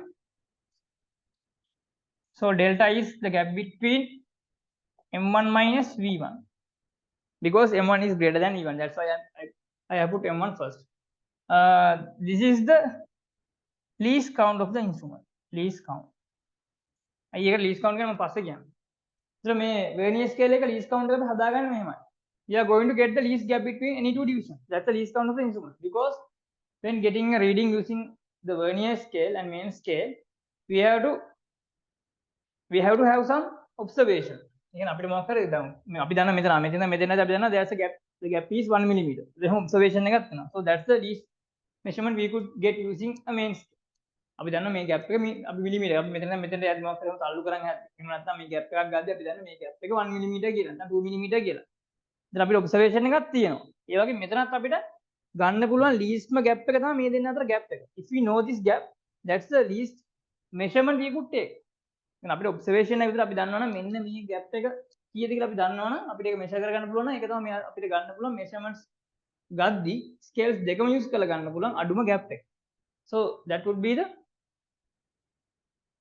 least count නේ. අපිට ගන්න පුළුවන් ලේසිම අඩුම minimum measurement එක නේ අපි least count කියන්නේ. ඒත් අපිට මෙන්න මේ main scale එකට vernier scale එක අපි එහෙට මෙහෙට move කරනවා, travel කරනවා. හරිද? හරිද? එතකොට අපි මේක එහෙට මෙහෙට අරන් යන හින්දා අපිට මේක මෙහෙම එහෙට මෙහෙට තල්ලු කරන්න පුළුවන්. ඒතකොට අපි මේක දිගේ තල්ලු කරන් යද්දි so we are sliding the vernier scale. ඔන්න මෙන්න අපි vernier scale යටම තියෙන්න ඕන උඩ තියෙන්නත් පුළුවන්. ඒක අවුලක් නැහැ. දෙකම මාරු වෙන්න පුළුවන්. So we are sliding the vernier scale along the main scale. Then we know if we move this to have the vernier one lined up with the main scale one, no? To have V1 and M1 in same line. හරි? අපිට ඒ දෙන්න එකම line එකට. In line කියලා කියන්නේ එකම line එකට තියාගන්න මෙයා චුට්ටක් මෙහෙම මොකද? අපි දන්නවා then we know the gap we have move the vernier scale. අපි gap එක දන්නා අයියේ. අපි මේ දෙන්න අතර gap එක දන්නා නම් අපි මේ 1 කියන කෙනා මෙයා උඩින් හිටින විදිහට මෙයා move කරොත් එimhe අපි දන්නවා දැන් මොකක්ද අපි move කරපු distance එක. So we can get the measurement for that distance. So that's the least count. ඒක තමයි අපිට ගන්න පුළුවන් least count. ඔන්න ඔහොම තමයි least count එක හැදෙන්නේ vernier scale එකේ. හරිද? ඔන්න මම ඒක කියලා දුන්නා. So in that way we know if the second division of the vernier scale is in line with the second division of the main scale, the gap traveled by the vernier scale is this gap. So we can calculate that gap also. And we can calculate the gap between the third division of the main scale and the vernier scale. මම gaps ටික ගන්න යන්නේ. හරිද? හරි බලමු. දැන් මෙතන මම delta හොයාගන්න ඉස්සෙල්ලා. The M1 is the gap between the two divisions of main scale is 1 mm, right? Millimeter marks නේ තියෙන්නේ. 1 mm minus the gap between two divisions in vernier scale. නැත්නම් vernier scale division එකේ size එක. අපි ඒක හොයාගන්නේ කොහොමද? අපි දන්නවා here 9 divisions in main scale correspond to 10 divisions. ඒක divisions 10කට බෙදලා තියෙනවා. So 9 millimeters, right? 9 millimeters has been divided into 10 divisions to get the vernier scale, and this is the size of one vernier division. Now we can get the delta or least count. So 9 by 10 is 0.9 millimeters. So 1 minus 0.9. 1 minus 0.9 in millimeters is 0.1 millimeters. So this is the least count of this vernier scale. That's how we are going to calculate the least count. මේ වගේ setup එකක් දීපම ඔයගේ least count එක කියන්නේ මොකක්ද කියලා ඉස්සෙල්ලා අපි හොයාගත්තා. මොකද least count එක අපිට ගන්න පුළුවන් minimum least observation එක. අපි මේවා travel කරනවා, එහෙට මෙතන slide කරනවා, අපිට slide කරද්දී අපිට ගන්න පුළුවන් මෙච්චරක් දුරක් තල්ලු කරා කියලා ගන්න පුළුවන් least observation එක තමයි මෙන්න මේ දෙන්න අතර gap එක cover කරන වෙලාව. මෙතන තමයි 1 එක inline වුණාම we know the gap is delta. That's the least count. So we have calculated the least count using this method. හරි ඒක දැන් ඉවරයි. ඒ වගේම අපි බලමු gap between M2 and V2. This gap here 2, here 1. M2 and V2. So we know from here to here the gap is 2 millimeters, right?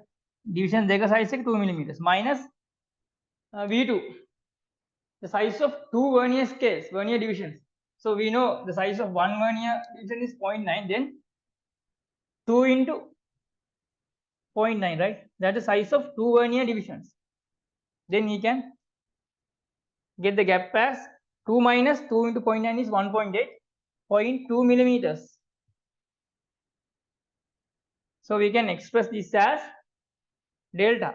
That's 0.1 into 2, right? I'm going to make some pattern. 0.2 millimeters. Delta into 2. Same way, the gap between M3 minus V3. That's 3 millimeters minus 3 into 0.9. One division is 0.9. Okay, 3 millimeters. 3 into 0.9 is 2.7. So 3 minus 2.7 is 3 minus 2.7 millimeters equals 0.3 millimeters. So you can see the word, right? So I can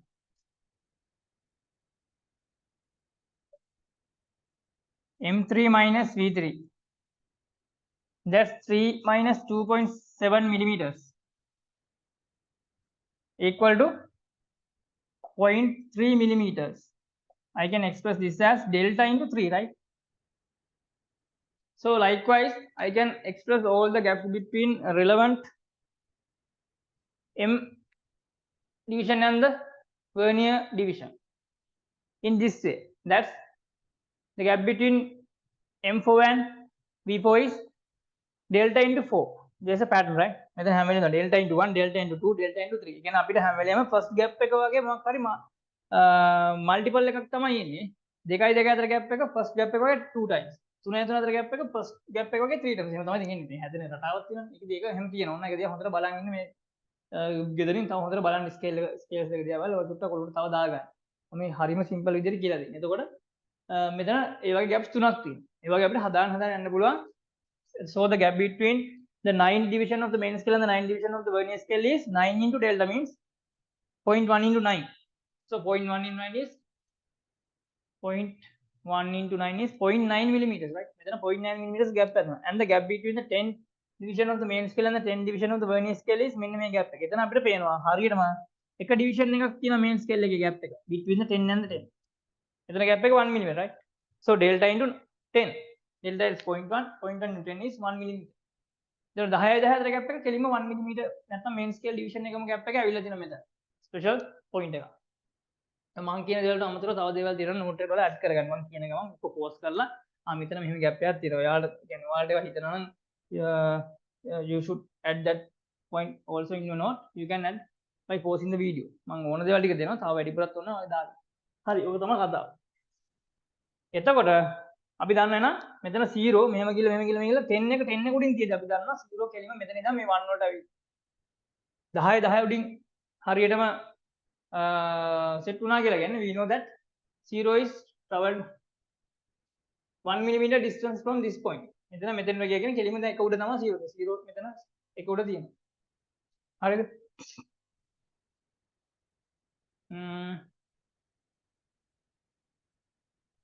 හරි. ඔය ටික තමයි මුලින්ම කතා කරන්න තියෙන්නේ. මෙතන pattern එකක් තේරෙනවානේ. එතකොට අපි බලමු දැන් මෙෂර්මන්ට් එකට යන්නේ කොහොමද කියලා. හරිද?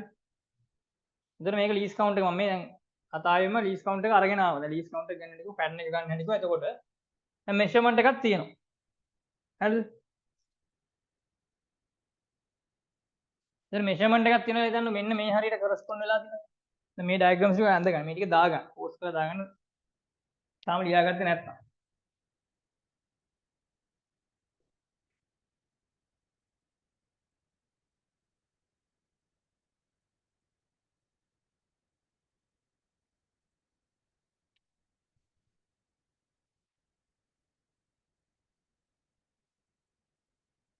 හරිද? දැන් ඔන්න තමන් රීඩින් එකක් ගන්න හැටි කියලා දෙනවා. මේක තමයි වර්නියර් ස්කේල් එකේ අර අපි මෙෂර්මන්ට් එකක් ගන්න යන විදිහ. මේ ටික දාගත්තනේ. මම මේක මැගුවා. දැන් මම මේකේ පාර්ට් එකක් අඳිනවා. හරිද මෙතන. දැන් මෙහෙම මේන් ස්කේල් එක තියෙනවා. දැන් මෙතන මේන් ස්කේල් එකේ දැන් 6 තියෙනවා කියන්නේ. දැන් 5 තියෙනවා. මොකක් හරි එකක් තියෙනවා මෙන්න මෙතෙන් තමයි එයාගේ රීඩින් එක කොරස්පොන්ඩ් වෙන්නේ. මෙච්චර ගන්න තියෙනවා.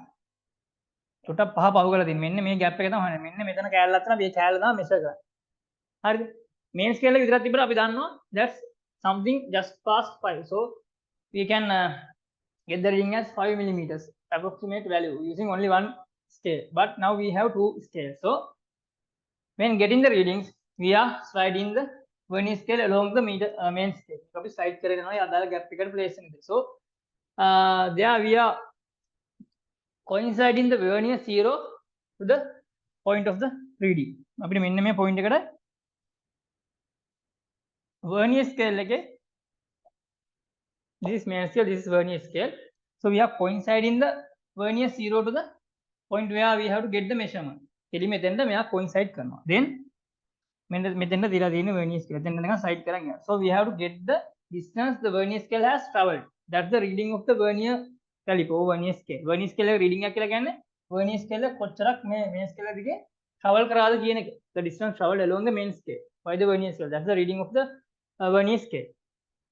So we know the vernier scale has been moved 5 millimeters directly. අපිට කෙලින්ම ගන්න පුළුවන් direct reading එකක්. That's the main scale reading.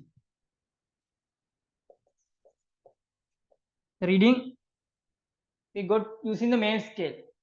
Just by looking at the main scale, we know the vernier scale has been passed 5 millimeters starting from 0 because we are starting from the 0 point. 0 නම් කෙලින්ම 5 වෙනකන් කෙලින්ම ආවා. So we know the main scale reading is 5 millimeters, right? ඒක අපි දැන් කෙලින්ම දන්නවා.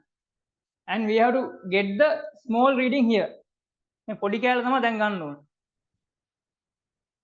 හරිද? මේ පොඩි කෑල්ල ගද්දි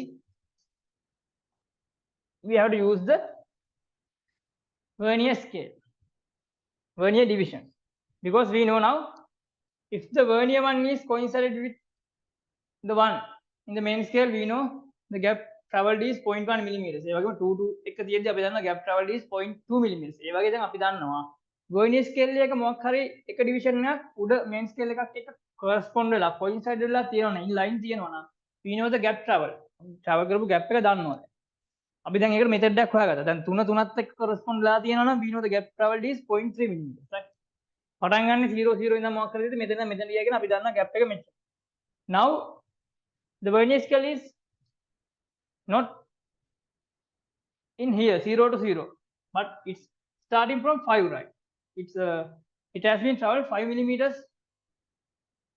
and from 5 millimeters now it's like this. ඒ කියන්නේ දැන් මේක බිඳුවෙන් පටන් ගත්තා. vernier scale එක මෙහෙම travel කරන් ආවා. දැන් පහ පව් කරා. ඉතින් පහ පව් කරලා තියෙද්දි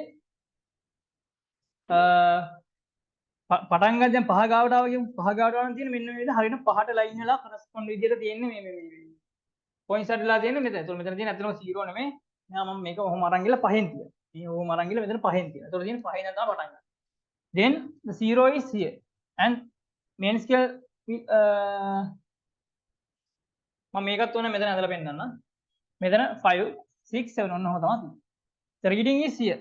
You have to get the reading. So we know now the 0 is aligned with 5. දැන් අපිට මෙතන 5. ඉතින් මෙතන 1 තියෙන්නේ between before 6 7 8 like that. මෙතන තියෙන number එක වෙනස් වෙනවා. හැබැයි තියෙන gaps වෙනස් වෙන්නේ නැහැ. ඔයාලට පේනව නේද? 0 ගිහිල්ලාම 5 උඩින් හරියටම coincide කරා. Then the same figure you can get, but the numbers in main scale are different now. At first 0 1 2 3, now 5 6 7 8 like that, but the gaps are same as before. Gaps එක වගේමයි තියෙන්නේ. So we know if the one is coincided with 6 here, or the first line in the main scale after the one in the vernier scale, the gap traveled is 0.1 millimeters, as same as before. දැන් කලින් වගේම තමයි. වැඩේ වෙලා තියෙන පටන් ගද්දි මෙතන බිඳුව තිබ්බා. දැන් main scale එක 5 7 කියලා තියෙනවා. හැබැයි අපි දන්නවා 1 and 6 ඊළඟ කෙනා line එකයි අතර main scale line එක අතර gap එක same. 2 අතර gap එකත් same. Between 2 and 7 same. 3 and 8 is same. So we don't consider about the main scale division number. 5ද 6ද 0ද ඒක අපි consider කරන්නේ නැහැ. අපි කරන්නේ මොකද්ද? 1ට ළඟින් තියෙන කෙනත් එක්ක යා ඉස්සෙල්ලාම coincide වෙද්දී අපි දන්නවා gap එක. 2 ඊළඟට coincide වුණොත් අපි දන්නවා මෙච්චර gap එක. 3 coincide වෙනවා අපි දන්නවා මෙන්න මේ gap එක මෙතනින් travel කරනවා. 4 coincide වෙනවා මෙන්න මේ වගේ gap එකක් travel කරනවා. So we know the gap. If some vernier division is coincided with some main scale division, මොකක් හරි line එකක් එක main scale එකේ vernier scale එකේ division එකක් coincide වෙලා තියෙනවා නම් we know the gap the vernier scale has traveled. අපි gap එක travel කරපු gap එක දන්නවා. So as an example, if the 6th vernier division is coincided with some number in the main scale, some line in the main scale, we know the gap traveled is 6 into delta, or the least count. 6 into least count. So that's 0.6 millimeters in here in this example. So that's the vernier scale reading. That's the vernier scale reading. And in this figure I can show that. So vernier scale has been moved here to coincide with 5, and then the reading is here. So I'm going to move 0 to hit here to coincide with the reading value, reading point. Then 0 here, 1 here, 7 8 0 and 1 here, 2 here, 3 here, and 4 will be here, like that. This is now the setup of main scale and the vernier scale. Now we are getting vernier 0 now is coincided with the reading point. So now we can see 1 2 3, and here 3 is coincided with some part of the main scale. So we know from here, from vernier scale is being coincided with 5. Now it has traveled a distance of this.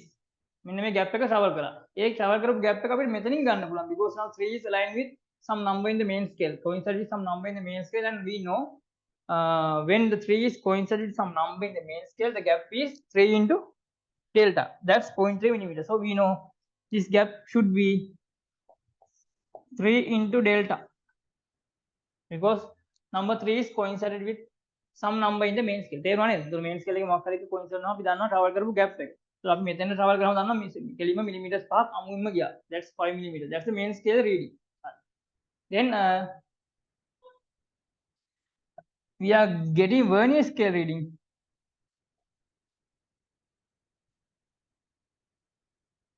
That's equal to, so vernier scale reading में छूट क्या है? The one we can't measure using the main scale, the small gap. That's the coincided vernier scale number.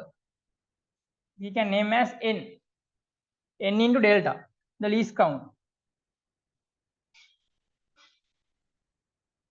N into delta is least count. So n is here 3. Delta is, we know the least count is 0.1 millimeters. So 0.3 millimeters, that's the vernier scale reading. So we can get the final reading or total gap between the starting point and the ending point of the reading is main scale reading plus main scale reading, in short, plus vernier scale reading equal to 5 plus 3 is 5.3 millimeters, right? This is how we are going to get reading using vernier caliper, vernier scale. එහෙනම් අපි කරන්නේ. තේරුණාද? එතකොට අර pass කරපු ગેප් එක හොයාගන්න මෙන්න මේ මෙතෙන්ද. දැන් ওই ටික දාගන්න. දාගෙන main scale reading එක ලියා ගන්නවා the reading. මේ ටික ලියා ගන්න වීඩියෝ එක පෝස්ට් කරලා දැන් ලියාගන්න නැත්නම් මේ ටික ඔක්කොම නෝට් එකට දාගන්න. දාගෙන මෙතන vernier scale එකේ reading එක මම ලියලා තියෙන්නේ n into delta. ඒ නිසා මම මෙතන පොඩි නෝට් කැල්ලක් දෙනවා. and below the main scale reading එතන පොඩි නෝට් කැල්ලක් දෙනවා. ඒ දෙකට විතරක් ඉඳ තියාගෙන මේ ටික ඔක්කොම ලියා ගන්න. least count එක ගන්න පොඩි කැල්ලක් දෙන්න. එච්චරයි. එතකොට මේක අපි vernier concept එක කතා කරලා තියෙනවා. එතකොට මේක උඩින් දාගන්න කිව්ව මොකද්ද? contracted vernier scale. contracted. අයියේ මේක අපි පොඩ්ඩක් contract කරලා තියෙන vernier scale එක pack කරලා තියෙන්නේ. මොකද main scale එකේ division වලට vernier scale එකේ size එකක් අඩුයි. හරිද? එතකොට මේ දාගන්න vernier caliper කියලා ලියාගත්තා. ඒකේ අර සත්ව විදානවා contracted vernier scale කියලා. ඒකේ දැන් theory එක තමයි මේ කතා කරන්නේ. Next week we are going to discuss about the expanded vernier scale. කියන්නේ ඒකේදී vernier scale එකේ division එක main scale එකට වැඩි. ඒ concept එකත් අපි මේ විදිහටම තමයි කතා කරගෙන යනවා. අද මේක දාගන්න. හරිද?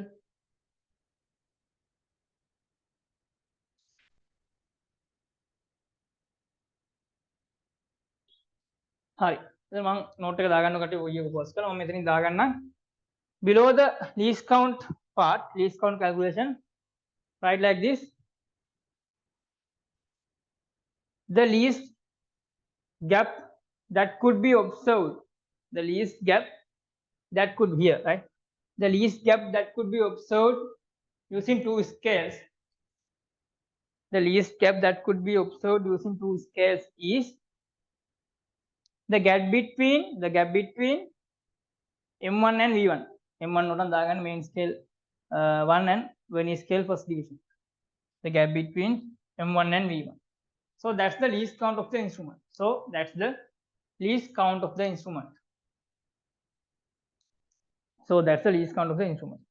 එතන මේක යටින් දාගන්න. So least count අපි හොයන විදිය gap between the first division of the main scale නැත්නම් the gap between one main scale division and the one vernier scale division. එහෙනම් තමයි අපි least count එක හොයන්නේ. ඒක ඔලුවට දාගන්න. ඊට පස්සේ we discuss about the pattern, about the gap between two corresponding vernier and main scale division.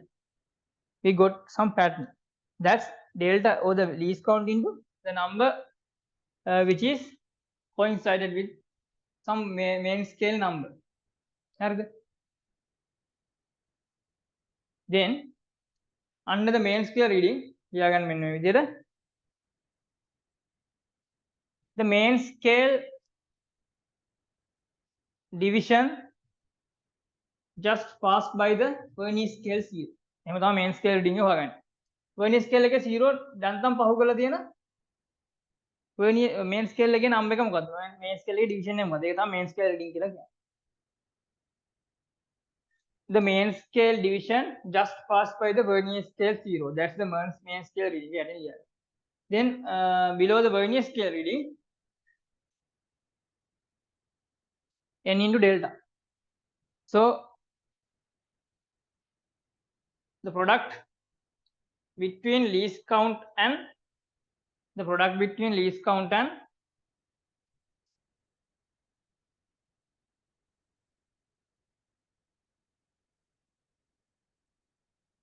coincided vernier scale division. Coincided vernier scale division. Coincided vernier scale division here. Okay. So now you know how to get a reading using vernier scale. Then we are going to get another equation to get the least count here. Calculate using this method. Now I'm going to show you some another equation, a short one, to get the least count. Hadi මේක මම අහනවා.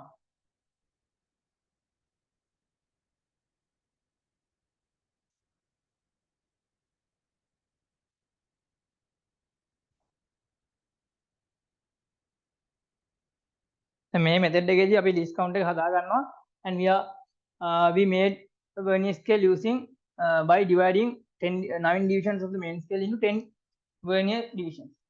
අපිට තව පුළුවන් ඕනනම් we can divide 19 divisions of the main scale into 20 divisions of vernier scale. අන්න එහෙමයි. 9ක් 10කට 19ක් 20කට එහෙම තමයි අපි සාමාන්‍යයෙන් divide කරන්නේ when we are making some vernier scale. ඒක තමයි සාමාන්‍ය අපිට කැත විදිහට divide කරනවා සාමාන්‍ය main scale එකේ 5ක් vernier 10කට. main scale එකේ 3ක් vernier 5කට. එහෙමත් පුළුවන් ඉතින් කැතයි වෙන්නේ.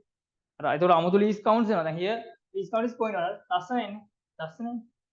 දැන් එතකොට අර මෙතඩ් එකෙන් දැන් 15ක් 13ක් sorry 13ක් 15කට වගේ බෙදුවම නිකන් මෙලොව රහක් නැති උත්තර එනවා. ඒ නිසා අර ඒක පොඩ්ඩක් පොඩි ඕඩ් එකක් නැහැ. So that's why we are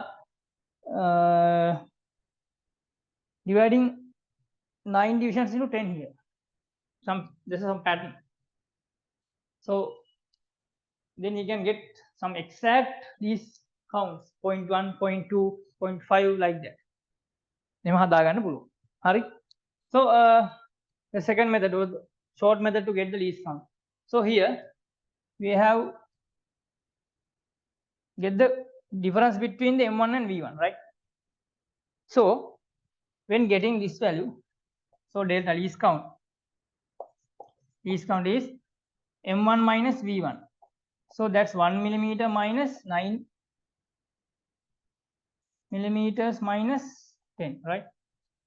So we can get the common denominator here. That's 10 over here 10 millimeters, right? Minus 9 millimeters. So after simplifying, we can get here 10 minus 9 is 1 millimeter over 10. So by looking at this fraction here, that's 1 millimeter over 10. So what's 1 millimeter? That's basically the gap between two main scale divisions. So the size of one main scale. So size of one main scale division divided by 10. What's 10 here? That's number of division in the vernier scale, right? So that's the quick or the short method. So we can get the least count by dividing the size of the main scale by number of parts in the vernier scale. So after writing this, you can put a point below that and write like this,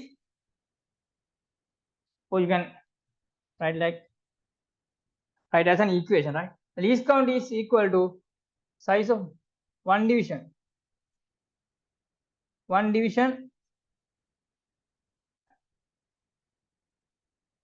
in main scale divided by a main scale, number of divisions in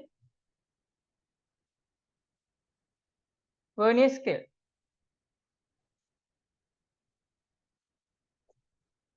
Number of divisions in vernier scale. That's how we are going to get the least count easy. එකත් මතක තියාගන්න, මේකත් මතක තියාගන්න. මේ දෙකම ඕන වෙනවා. හරිද? ඔය දෙකෙන්ම වැඩේ යනවා. Okay.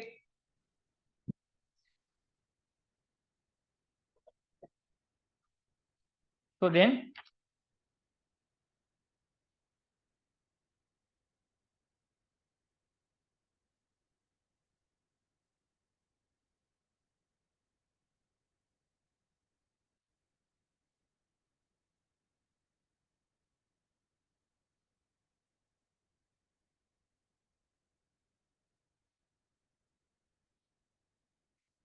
as there's some time remaining, we can discuss about the expanded vernier caliper also, vernier scale.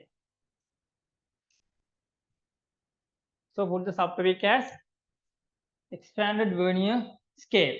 Expanded vernier scale.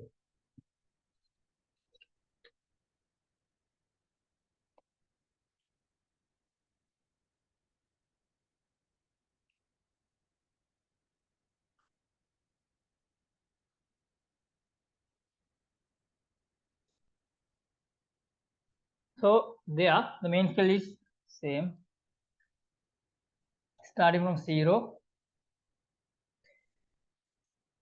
In expanded vernier scale, the same concept is using, but only the difference is the size of one vernier scale is greater than the size of one main scale unit. That's the only difference. So the readings are taken in the same way. No change there.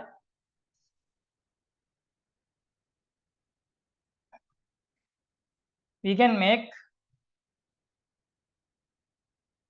the expanded vernier scale in two ways. Okay. One is we can have the size of the vernier scale, one division vernier scale just past the main scale. මෙන්න මේ හරින් තියාගන්න පොඩ්ඩක් වැඩි වෙන හදන්නත් පුළුවන්. So it's something different. ඒ සුට්ටක් වෙන concept එකකට යන්නේ අපි ඒක කතා කරන්නේ නැහැ. And මේ method එකේදී සුට්ටයි වැඩි. ඒතකොට ඉස්සල්ලාම coincide වෙන්නේ මෙතනින් නෙමෙයි. දැන් මේ method එක මම ඔන්න සුට්ටක් කියන්න. ඒකත් මම සුට්ටක් කියන්න. ඒක වැඩි දෙයක් මම කියන්නේ. First method. ඒක අපේ ගණන් වලට අහන්නේ නැහැ. හරිද? ගණන් වලට අහන්නේ අනිත් method එක. ඒතර මේ method එකේ තියෙන මෙහෙමයි. දැන් ඒකේ අනිත් පැත්ත. So you can make that vernier scale using by dividing 9 vernier divisions to 10 main scale divisions. අනිත් පැත්ත තමයි අපි එතන ගන්න. Good.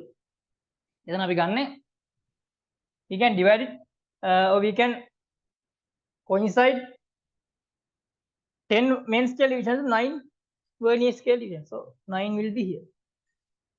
අරක අනිත් පැත්ත ගන්න. So 1 is here, 2 here, 3 here, 4 here, 5 here, 6 here, 7 here, 8 here, and 9 here. The first method, okay? This is the first method. So in this method, at first, the vernier number going to be coincided with the main scale number is this. So this is the least gap. In here, you can draw this and mark. This gap is the delta now, the least count. Because this is the place where we can get the observation of the least traveling distance. මේක පොඩ්ඩක් අපි මෙයා දිගේ travel කරන් යද්දි slide කරන් යද්දි මෙතනින් තමයි ඉස්සෙල්ලාම අපිට observation එක නා මෙන්න මේ gap එක තමයි ඉස්සෙල්ලාම close වෙලා මෙතන මෙයාගේ main scale not vernier scale එකේ number 8 is going to coincide with the 9 division of the main scale. ඉස්සෙල්ලාම coincide වෙන්නේ, so we know that number 8 here. Okay. එතකොට මෙතන මේ vernier scale එකේ parts 9යි තියෙන්නේ. ඒතකොට ඉස්සල්ලාම coincide වෙන්නේ මෙතන 8.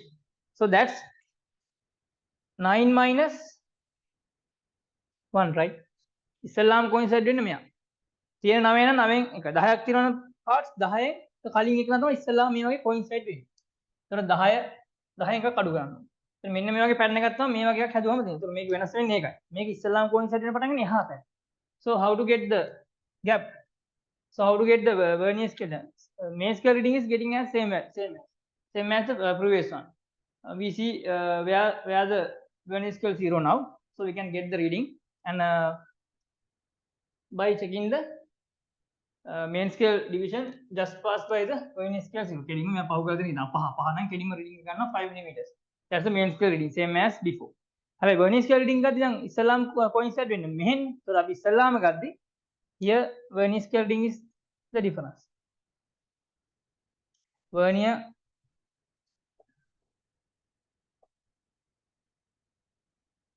scale reading.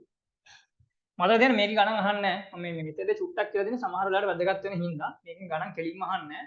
But if you know something about this method, it will be easy for doing error calculations in zero error calculations. ඒවට වැදගත් වෙනවා. For zero error calculations. Number one method is for zero error calculations. Will be important in doing zero error calculations. That's why I am discussing this method here. This is not in the syllabus. හරි මොකද මේ මෙතඩට සාමාන්‍ය හදන්නේ නැහැ වෙන එක. ඒක එහෙම නැහැ කියන්නේ. ඕනනම් හදන්න පුළුවන්. හැබැයි ජෙනරලි මේව හදන්නේ නැහැ. ඊළඟ මෙතඩ් එකේ තමයි හදන්නේ. මම ඒක කියලා දෙන්නම්. මේක කියලා දෙන්නේ මෙන්න මේකට ඕන නිසා. 0 රේඛා විශේෂස මේක චුට්ටක් දරන් ඉන්න හොඳයි. හරි. The difference is when getting the vernier scale reading. So we have to get the delta multiplied by the in before method we multiplied delta by the least count by least count LC by the number coincided number of the vernier scale, coincided division of the vernier scale. Here we are not going to multiply by the coincided division number, but we are going to get the difference of the total vernier divisions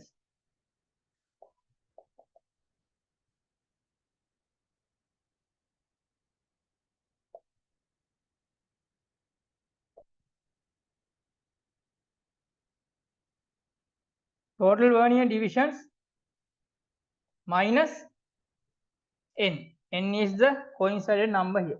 You can mark as coincided numbers. So if the coincided number is 9 here, sorry 8 here, this is 8, right? 7, 6, this is 8, right? So we have to get the difference between 9 and 8. So we have to get the difference. Total vernier divisions, that's 9 minus 8 is 1 here. So n is 8 here. So 8 මෙතන coincided නොත් එහෙම අපි ගන්නවා total number එක 9 9 minus 8, that's 1. So we have to multiply 1 by the least count. So that's how we are going to get the vernier scale. හරි. කලින් නම් ලස්සනට එක එකත් එක්ක coincided එකනේ ඉස්සලාම coincided වෙනවා. අපි ඉස්සලාම least count එක එකකින් වැඩි කරා. දෙක coincided නොත් එහෙම least count එක දෙකකින් වැඩි කරනවා. එහෙම ගන්න. හැබැයි මෙතන ඉස්සලාම coincide වෙන්නේ එහා පැත්තෙන්. ඒතකොට අපිට ගන්න ඕනේ එහා පැත්තෙන් coincide තමයි least count එක size එකක් වෙන්නේ. එතකොට අපිට හරියටම value එක හොයාගන්න මෙන්න මේ gap එක කියලා කියන්නේ least count එක. ඒතකොට least count එක එකෙන් වැඩි වෙන්නේ. එකෙන් වැඩි කරන්න අපිට මොකද කරන්නේ? 9 minus 8 තමයි ගන්න. ඒ නිසා අපි ඒකට equation එක form කරනවා. total parts වලින් අඩු කරනවා coincided number. දැන් 7 ගිහිල්ලා coincide නොත් එහෙම මෙයත් එක්ක. So we know the gap traveled is 2 times delta. 7 මෙතන මේ වුණොත් එහෙනම් මර මෙතන 1යි මෙතන gap 2යි වගේ 3යි 4. අරගෙම අනිත් පැත්තට එන්නේ. කලින් තිබ්බේ මෙතන delta තියෙනවා මෙතන 2 times delta 3 times delta 3යි 3 අතර gap එක 3 times delta 4 අතර gap එක 4 times delta. හැබැයි මෙතන අනිත් මෙතන යන්නේ අනිත් පැත්ත. මෙතන gap එක තමයි delta. මෙතන 2 delta 3 delta අන්න එහෙම. එතකොට අපි 7 coincided නොත් එහෙම that's 9. Total number of divisions are 9. 9 minus 7 is 2. So 2 into delta, that's the gap here. එතකොට එන්නේ මේ method එකෙන් තමයි අපි මෙන්න මේ විදිහට vernier caliper එකක් හදාගත්තොත් extended එකක් හදාගත්තොත් එහෙම expanded or extended. Again, name extended vernier scale. So this is the only difference. And the second method. පළවෙනි එක දාගන්න වීඩියෝ එක පෝස් කරලා අඳගන්න මම දෙවෙනි මෙතෙන්ට මෙහෙම කතා කරනවා. හරිද? හරි. second method. second method එකේ තියෙන්නේ මෙහෙම නෙමෙයි. මෙයාට වඩා ගොඩක් වැඩි වෙන තමයි හදලා තියෙන්නේ. second method එකේ කරලා තියෙන්නේ main scale එකේ reading එකට වඩා ගොඩක් වැඩි vernier scale එක. So vernier scale reading will be here. First part. This is 1, this is 2. So the least gap will be between the second division of the main scale and the first division of the vernier scale. So the second part will be here. Second division. Third division will be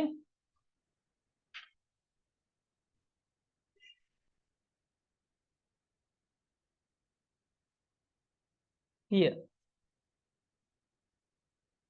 Now ඔය වගේ method එකකට තමයි යන්නේ. හරි. මෙච්චරම gap එකක් එන්නේ නැහැ. මේ වගේ. 1. So 2 will be here. And 3 will be here. ඔන්න ඔය විදිහට යනවා. ගිහිල්ලා අපිට ගන්න පුළුවන් සාමාන්‍යයෙන් so we can get like 20 divisions in 20 divisions in main scale to be coincided with 19 divisions of vernier scale. එහෙම හදා ගන්න පුළුවන්. ගිහිල්ලා මම මැද කෑල්ල අයින් කරන්න. මැද ටික නෑ. ඊළඟ මෙතනින් තියෙනවා. එතන මෙතන අපිට ගන්න පුළුවන් 19 20. Here 19 divisions.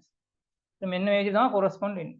මෙයාගේ vernier scale 19 divisions coincide with 20 division of the main scale. ඔන්න ඔය තමයි හදාගන්නේ. එතන ගොඩක් වැඩි. කලින් ගේ මේ චුට්ටට පාස් කරේ. දැන් main scale එකට වඩා vernier scale ගොඩක් වැඩි. So this is the delta least count.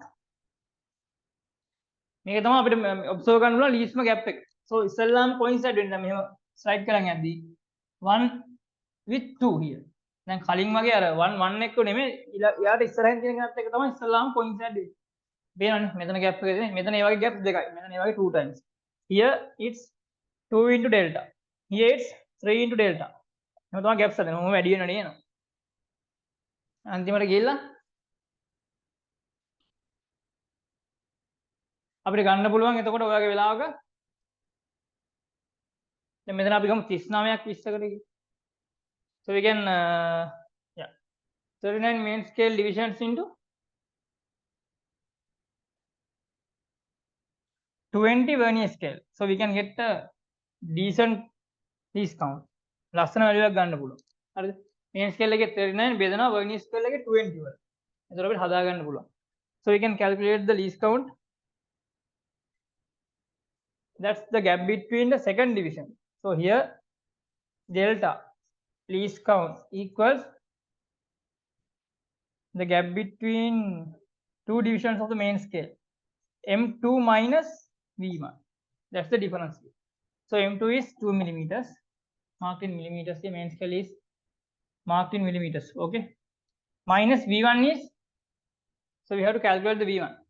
So 39 main scale divisions divided by 20. That's the gap of one main scale.